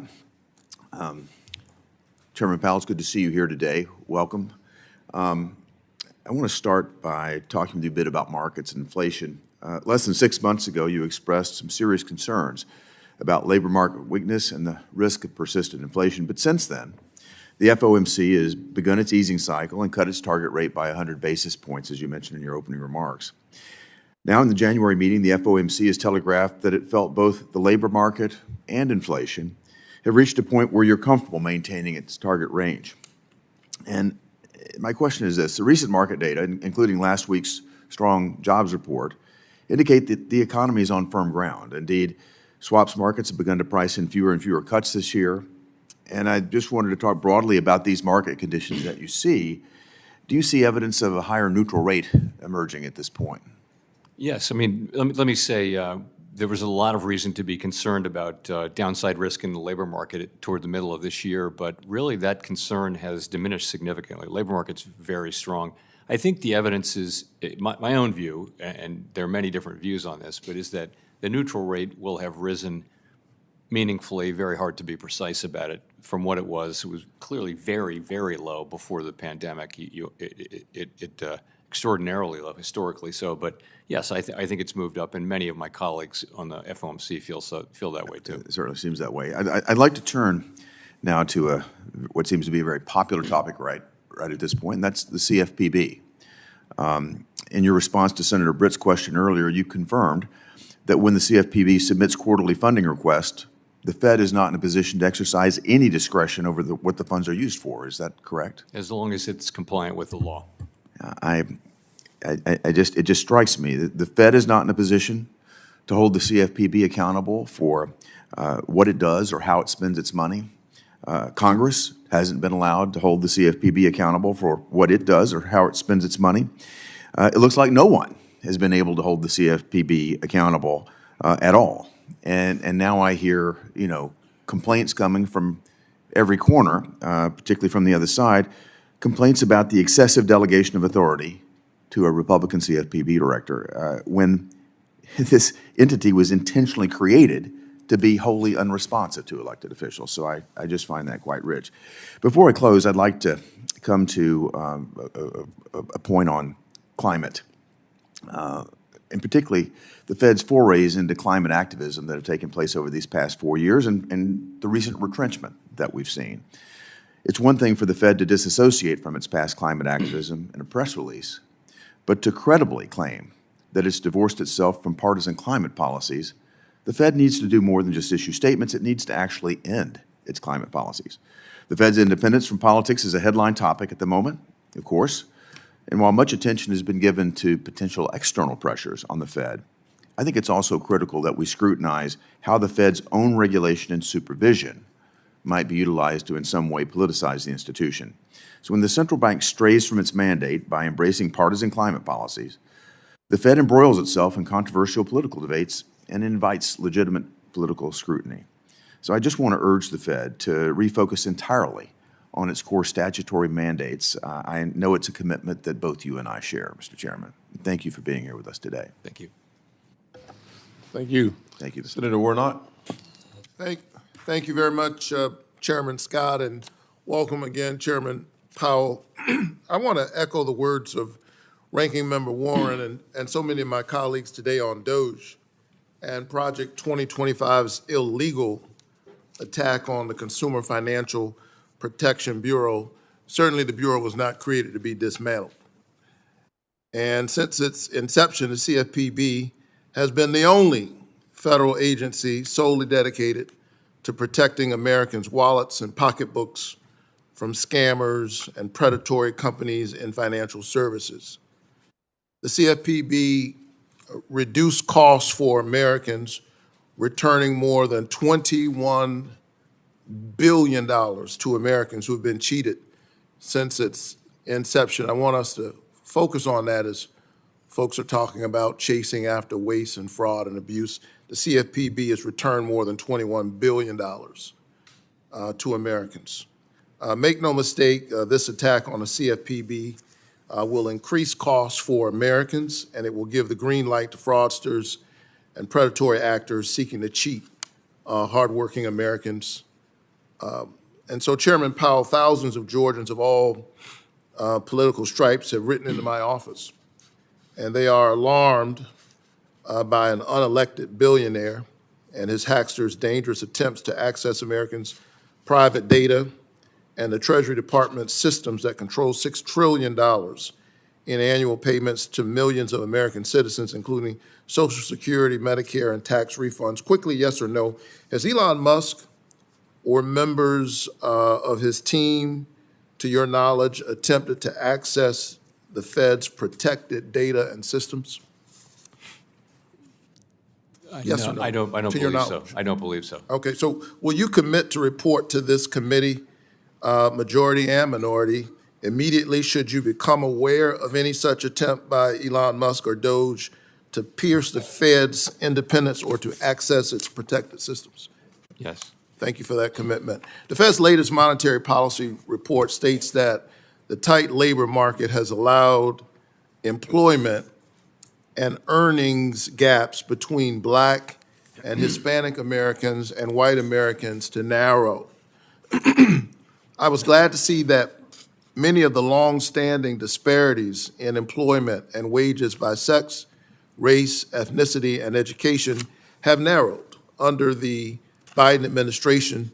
Some gaps have reached historic lows. Specifically, the employment gap for Black workers and white workers is near its lowest point in almost 50 years. That is the economy that the Trump administration is inheriting, a historic low in almost 50 years. Chair Powell, as you work to promote maximum employment, what steps will the Fed take to ensure that these equity gains are permanent?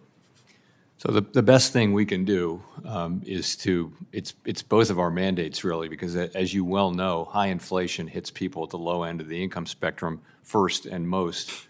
And in addition to that, we know that the benefits of a strong labor market over time can be really visible and important in those communities as well. So we pursue our mandate, we keep our heads down, and it works out that is the single best thing we can do to foster, closing those gaps. You pursue your mandate, you want to make sure that it's working.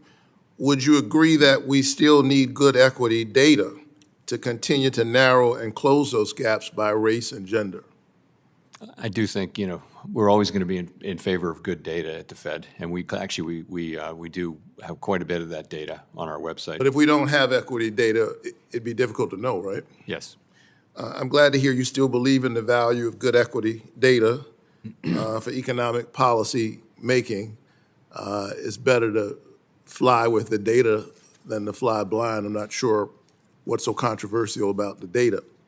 And while I was disappointed to hear that the Federal Reserve, which is independent from the White House, had scrubbed a diversity and inclusion section from its website after President Trump's executive order, while also scrubbing data on the racial, ethnic, and gender makeup of its economists and researchers, I hope you will continue to ensure that the public has good data on how our economy is working or not working for historically marginalized Americans. I also hope you will reconsider your decisions around the whitewashing of the Fed's website. Chair Powell, as we think about the value of protecting data on the black-white wealth gap or employment gap, I think it's important to understand what policymakers can learn from this data. Historically, from what you've seen in the data, historically, what types of economic events have caused the black-white wealth gap or employment gap to widen?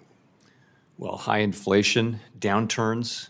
You see, generally, just take the black unemployment rate. It generally moves at twice the speed of the white unemployment rate. So when it goes up faster, and when it comes down faster. But there is, at the end of the day, there's always been a gap, and we want to run a strong labor market, and we target overall labor market conditions for maximum employment. But one of the benefits of that is that gap comes down. Thank you so much. We all know that fully deregulating our financial regulators like the CFPB, firing bank examiners at the FDIC, or weakening the Fed's supervisory capacity makes an economic shock or recession more likely. We know that this disproportionately impacts Black and Hispanic workers, and there are real consequences to weakening and eliminating financial regulations that keep us safe. Working people are the ones especially who suffer. So thank you so much, and I look forward to continuing to work with you to close these gaps. Senator Banks is next. Thank you, Mr. Chairman. Chair Powell, thank you for presenting your report to the committee today and for coming to meet with me last week in my office as well. The Federal Reserve has enormous power over Americans' ability to work and earn a living. And the Fed's interest rate decisions have an especially big impact on industries like manufacturing, which depend on big investments. Chair Powell, the Fed's data on manufacturing is still holding up nationally, but it doesn't look very good in the Chicago region, which includes most of my state in Indiana. The Beige Book says manufacturing jobs are declining and fewer people are buying manufactured products. It also says that steel demand is at a low level, auto production has slowed, and machinery orders are down. What does that say about the rest of the country? When manufacturing in the heartland slows, does that signal trouble for industries in other parts of the country? It can. It doesn't always, but it certainly can. We watch the manufacturing sector. It's very important. Manufacturing jobs tend to be high productivity jobs. They're very important in our economy. But I would say over the last couple of years, manufacturing was pretty weak during years in which we had high GDP overall. Manufacturing is a smaller proportion of the economy than it used to be, but it's still extremely important. Senator Reid asked you why free trade doesn't work when one of the giant players doesn't abide by the rules. The China shock is proof of that. The Fed has a mandate to maximize employment. How do you account for the whole industry that is repeatedly suffocated by unfair competition? You know, we don't do trade policy. We're not responsible for it. We don't comment on those who do trade policy. But you know, so we don't really have a role in focusing specifically on that. That really is left to those who have responsibility over trade. Do you agree that a healthy manufacturing economy is important to a healthy overall U.S. economy, though? I do. I hope you had an opportunity to read Robert Lighthizer February 6th essay in the New York Times. He explains why a big trade imbalance between any two countries is harmful to citizens in both of those countries. How does the Fed take the trade deficit into account in your decision-making at all? Again, we really don't. You know, we're aware of it, but it's not something that directly affects our mandate goals. So not at all? No. I did read his book, by the way. I didn't read that editorial. Fair enough. It is a good book as well. I want to get into tariffs. It's no secret that most conventional economists hate tariffs. But I want to note that Indiana gained manufacturing jobs during President Trump's first term with the 2018-2019 tariffs. Even though the economist's conventional wisdom is that tariffs will reduce jobs, do you commit to following the data and not prejudge any outcome? Very much so, as we did in 2018-19. Finally, my staff reviewed the research paper on tariffs in preparation for this hearing, and I want to point out one of them called The Employment Consequences of U.S. Trade Wars. Mr. Chairman, I'd like to enter this paper for the record. It found that the timing of tariffs are very important. It found that China's retaliation to President Trump's tariffs did hurt U.S. jobs, but if the U.S. had imposed tariffs on China much earlier in the 90s and early 2000s, it would have almost completely eliminated job losses due to the China shock. And I know you've said what you said before, but will you and your staff please take a look at this paper? We certainly will. I imagine we already have, but I'd love to see it. I appreciate that. Home ownership is an essential part of the American dream, but families are struggling to afford homes. In just 5 years, the price of a typical home in Indiana has gone up more than 60%. More than 3/4 of American families can't afford an average home in their neighborhood. How do the Fed decisions about monetary policy affect the ability of regular families to buy a home? Most of what will have driven that increase will be about, some of it's about local regulation, as you, I'm sure, know. It's also about just wages going up and costs of materials and things like that going up. And land costs and all that are going up a lot. The channel that through which we affect housing is, of course, interest rates. And right now, interest rates are still pretty high, but actually, mortgage rates are really not set at the Fed. Those are really key off of longer run things.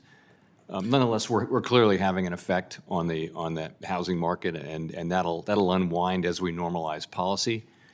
But we're still going to be faced with high insurance costs and high material costs and labor shortages and all the things that keep driving housing prices up across the country. Thank you. My time has expired. Next will be Senator Gallego. Thank you, Mr. Chair. Mr. Powell, just kind of running along that vein of thought, the housing costs are one of the top concerns of my constituents in Arizona. From 2010 to 2022, rents in Arizona increased by 72%, and I wish wages were as increased to match, but they did not. And the average 30-year fixed mortgage rate has been above 6% for nearly 30 months. With very few rate cuts anticipated in the near future, potential cost increase from tariffs or imported construction materials, as well as the demand that we're going to see in terms of rebuilding from California and labor shortages, what do you think needs to happen to make housing more affordable in Arizona and the United States in general? You know, housing policy and things to help housing supply are really in your wheelhouse, not ours.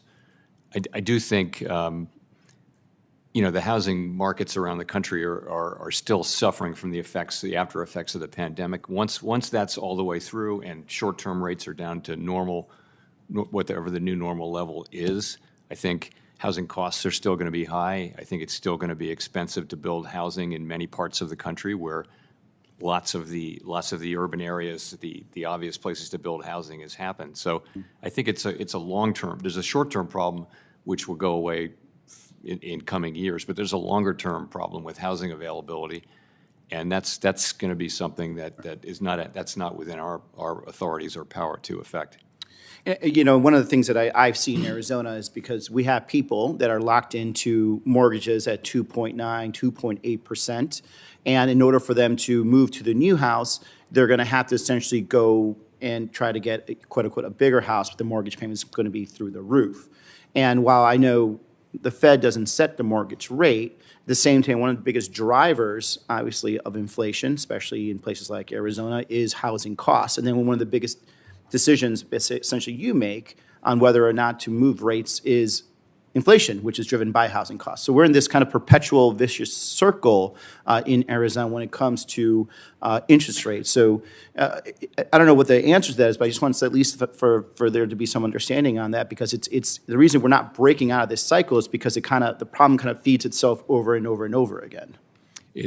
Yes, that's exactly what's going on. But it's not obvious, though, that lower rates would lead to lower housing inflation, because, of course, that would increase housing demand. It would unlock people's, low mortgages, but that creates both a buyer and a seller. So it's not clear that would be something that would drive down housing inflation. Well, my supposition, especially in places like Arizona, which is really growing fast, is that by increasing supply with lower rates, you end up essentially having more of a competitive market, so people will start moving and essentially bring down the overall cost. But moving on, so I've also heard from businesses in Arizona, they're concerned about the threat of economic stability in tariffs that are imposed on our key U.S. trade partners.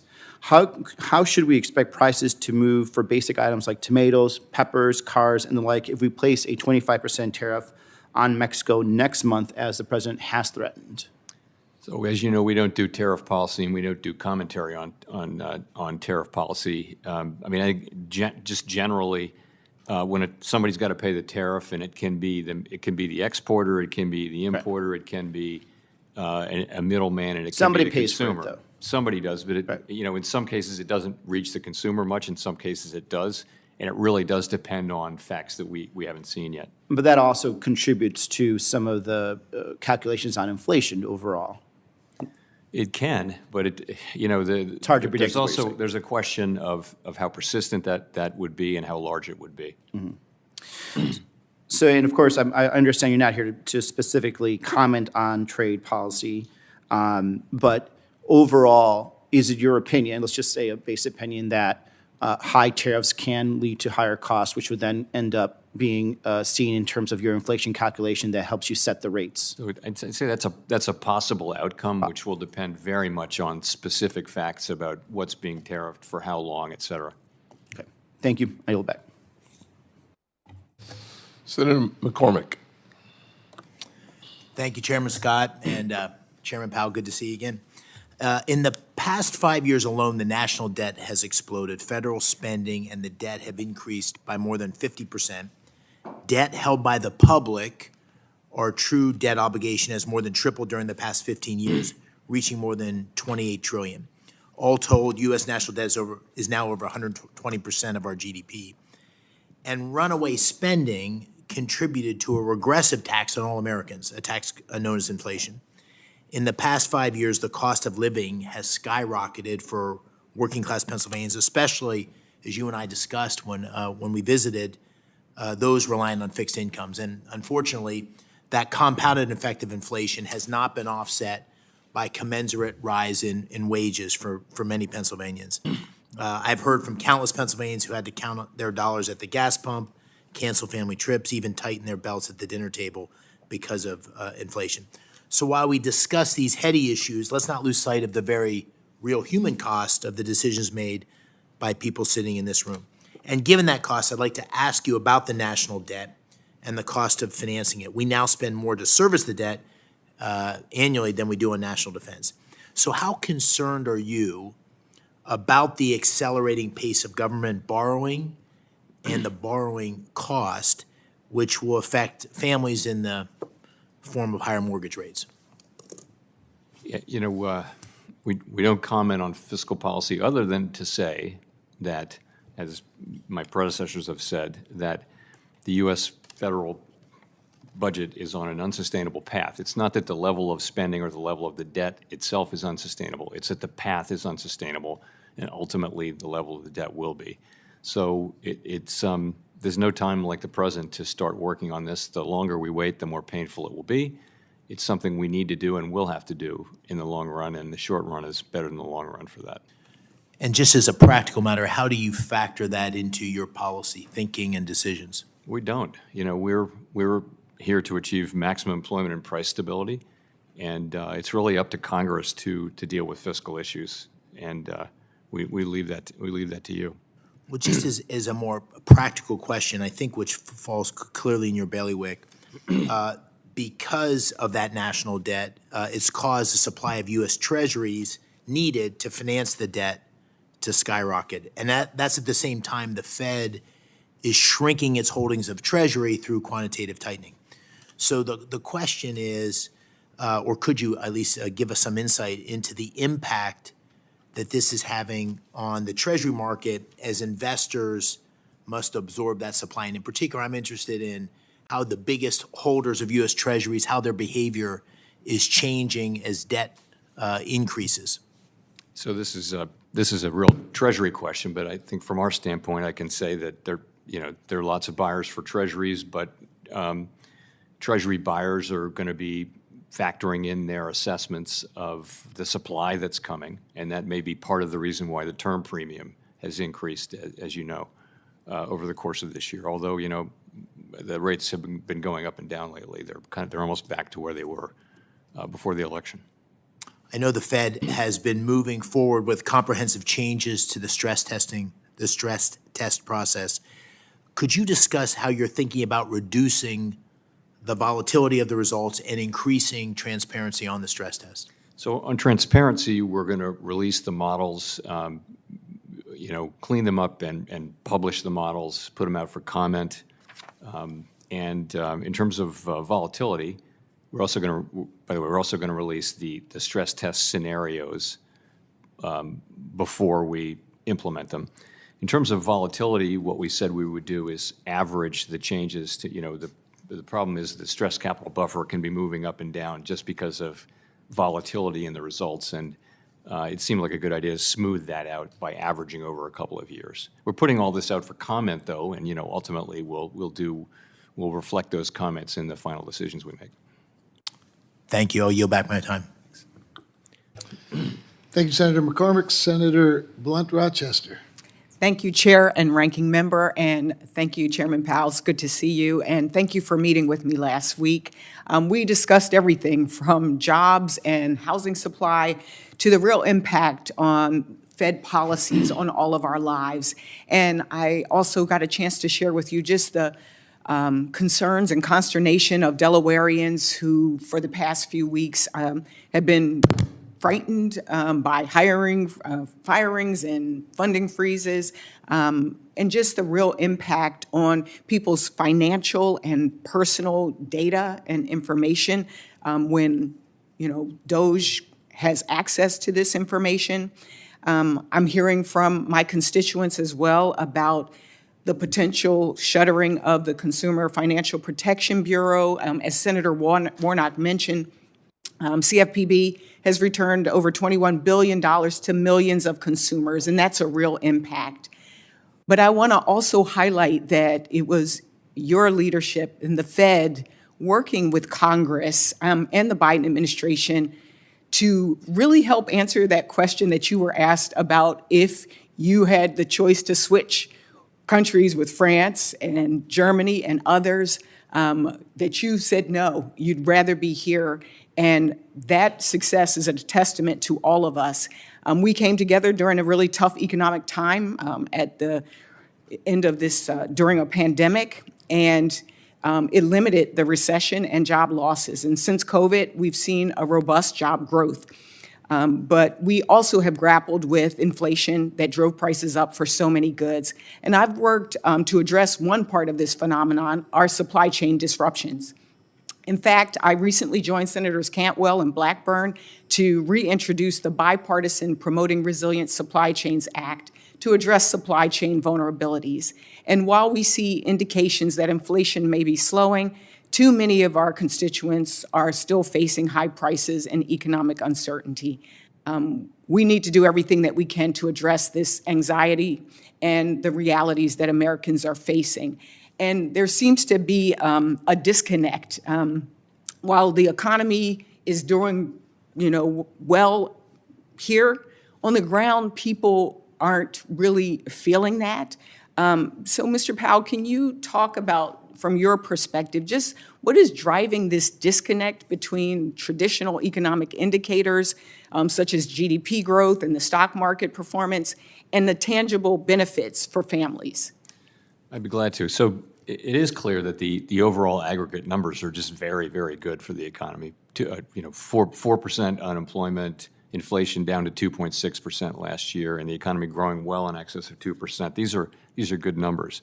But what people are feeling is the results of several years of inflation, and particularly for people in the low and moderate income category, they're really feeling it. So if you look at the earnings releases and press conferences that they do, that companies like the dollar stores and things like that do, who deal a lot with low and moderate income people, they're all telling you that those consumers are feeling really strapped. So we do understand that, and we try to keep that in mind. Even though we acknowledge that the overall data are good, we see what people are feeling, and that's inflation. So it's just another reminder how much people hate inflation and how bad inflation is for people, high inflation, and it just furthers our resolve to get inflation back to 2% and keep it there. Thank you. One of the big areas that I focus on, you've heard many of us across the aisle talk about the housing crisis that we have in this country. And I know a few others have asked questions previous to me about this, but I would love to follow up afterwards with specifically what you think are the short-term and long-term things that we can do to really address the housing supply and affordability crisis.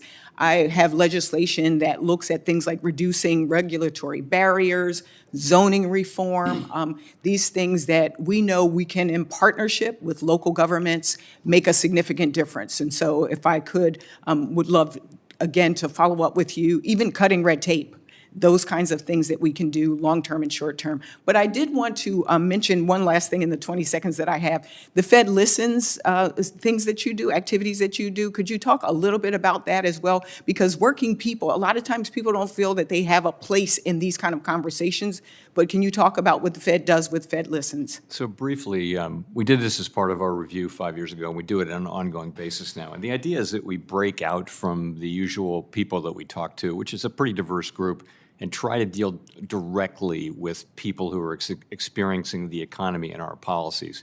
And it's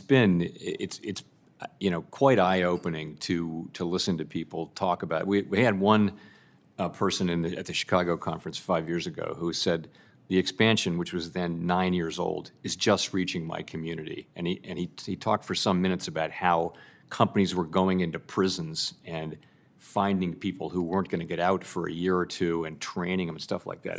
You could hear a pin drop. It was very telling stuff. So I think we learned from all that. And so we'll keep doing it. Well, I will end by saying there's a famous quote, I think it's Martin Luther King, we may have come over on different ships, but we're all in the same boat now. We need to get it together. Thank you. I yield back. Thank you, Senator Blunt Rochester. Senator Marino. Chairman, thank you for being here. Thank you for taking the time on the phone the other day. Appreciate that very much. Just to ask you a broad general question. When you increase M2, the money supply, by 40% over a short period of time, is that going to drive inflation? It could. Well, I think we discussed, monetary aggregates have not been a great predictor of really any other thing. But I think when there's a sharp increase like that in M2, then that could, that's something that might cause some inflation.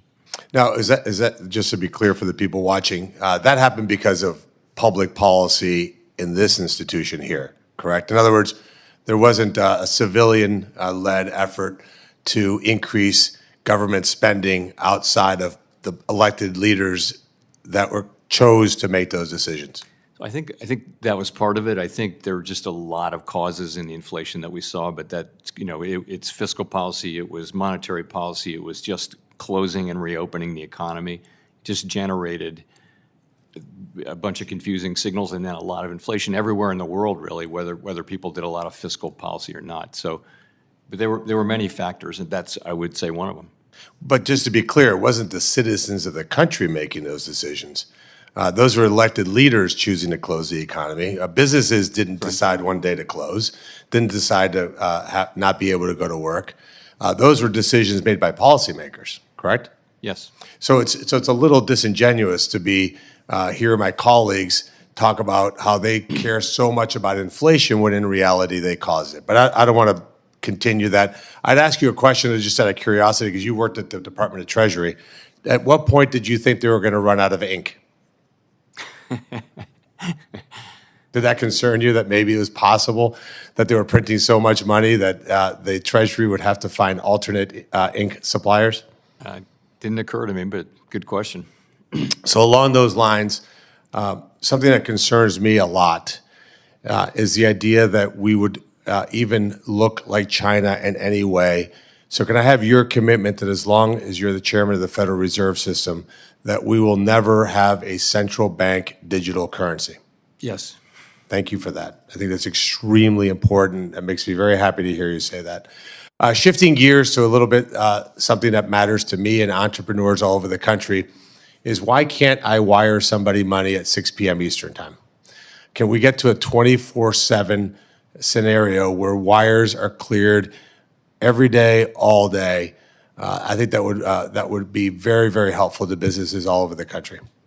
So that's coming. It's just coming slowly here. We have that at FedNow. We'll get in touch with you about FedNow. We provide that service between two banks, and others want to provide it too. But yes, we do kind of lag a lot of other countries in that, and it is time for that to happen. So I know I don't want to put you on the spot, but to put you on the spot, FedNow, I was very familiar with it, but it was a little bit late in coming. Can we get a commitment to do that this year, so that by the end of this calendar year, businesses can transact 24/7 and settle payments? Well, I think they can do that now I believe they can do it now on FedNow, and they can also do it on the RTP system as well. So I think it's available. Let me check in and I'll follow up with you. That'd be great.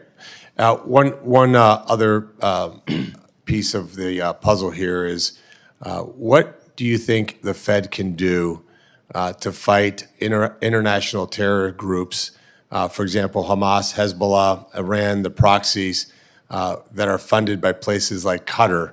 Do you think that we're doing enough to keep them outside of the banking system? Because at the end of the day, terrorism is ultimately funded by these bad actors. I met with the hostage families this morning. It was heart-wrenching to hear stories about kids that are my kids' age being held for almost 500 days.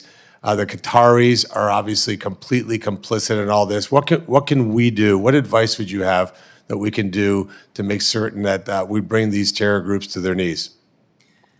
You know, we do enforce the money laundering laws very, very strictly, and but it's a tough question. You know, it's a huge focus in international meetings and things like that. But you're right; it's really hard to nail it down, particularly if it's all happening overseas.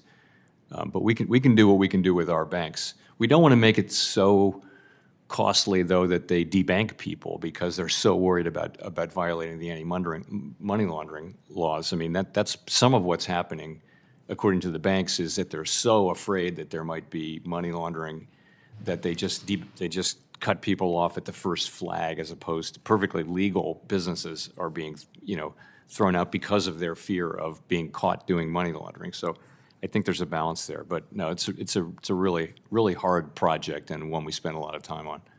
Thank you, Chairman. Thank you, Senator Marino. The patient and persistent Senator Kim.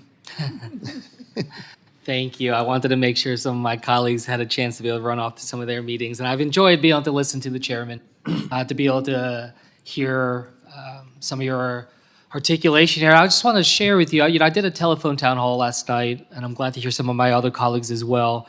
And there is a lot of anxiety right now by the American people in trying to understand what's happening and seeing and interpreting what's happening on the news. I guess I just wanted to ask you, if you were, for your words of how you would explain to the American people the importance of independence when it comes to the Federal Reserve.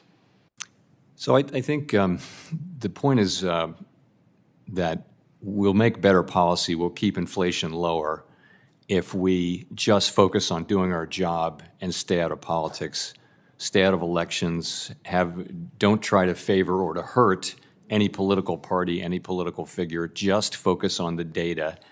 If we start putting up political filters, we'll be no good, we'll be less effective at our already quite difficult job. And I do think that's broadly understood. I think there's broad support up here in both political parties and on both sides of the Hill. I think that there is a decent degree of support for continued independence. That's not to say we shouldn't be accountable. We should be very accountable and transparent about what we do. We should be up here explaining what we do and why to our oversight body, which is this committee and then the same committee on the House side. So that's what I would say. Making decisions about your core mission about stability and about growth, but not thinking about it in terms of the context of an election cycle, for instance. Is that right? Yes, exactly. I wanted to just shift gears a little bit, but similar type topic. There's been a lot of attention to the role of public servants within our government and, our understanding what roles they play, how many to have. And I guess I just wanted to ask if you could speak to the role of the Federal Reserve employees, their qualifications, and more importantly, like their importance to the mission and being able to engage. How important are they to the work that you are trying to do towards stability and growth? So I'm very proud to be associated with the people of the Federal Reserve, and I'll give you an example why. When the pandemic hit, kind of out of the blue, and economies all over the world are shutting down, the U.S. Treasury market is stopping to function, companies can't roll over their commercial paper, economists are writing about a depression. People at the Fed who went through the global financial crisis 10 years before step forward and say, we got this, we know what to do. Here's what we do with the Treasury market, here's what we do with money market funds, here's what we do with the companies that can't get any financing. The markets were closed and companies were having maturing debt that they had to roll over. The people who knew what to do in that pretty dire emergency were working at the Federal Reserve and other places. But I will tell you, it was impressive. And I think if you could have seen the way people react and how hard they work and how much they know and how well it worked, really. Our work during the acute phase of the crisis was very successful.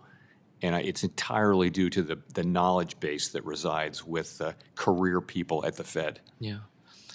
Would you say that the Fed is overstaffed? No, I would say that, overworked, maybe not overstaffed. Everybody at the Fed works really hard. It's a place where people work And a lot of this hard. conversation right now about staffing numbers at different departments and agencies, it's going back to this sense of the taxpayer dollar, in terms of accountability there. But I guess I just wanted to ask you, is the Fed paid for by the taxpayer dollars? Can you explain to us what the burden is on the taxpayer? So we're self-funding through our large balance sheet. So when it comes to the staffing at the Federal Reserve, not coming from the taxpayers, is that right? Indirectly, we give away all of our profits. We give back to Treasury, Mm-hmm. and those profits would be higher if we didn't pay for the Fed. So in fairness, it's ultimately paid for by the taxpayer. But in that sense, we're self-funded. Self-funded. Yeah. Just one last question here. You talked about the different actors that are involved when it comes to levying tariffs in terms of paying that the exporter, the importer, the consumer. You said middlemen could be part of that. I guess I just wanted to ask you, do you know of any way in which to 100% guarantee that the consumers will not have to pay higher costs when it comes to tariffs? Not really. It's not going to be easy to identify with any accuracy exactly where costs do fall, but I think it'd be hard to guarantee any particular outcome. I think we're just going to have to see. Great, thank you. I yield back. Thank you, Senator. Senator Warren, did you? I do. Thank you, Mr. Chairman. I just want to make a point before we quit here, and that is about law enforcement. If you keep the laws the same on the books, but you fire the cops, you're going to have a lot more crime. That's kind of law enforcement 101. And the problem we've got right now is law in the books about consumer protection hasn't changed.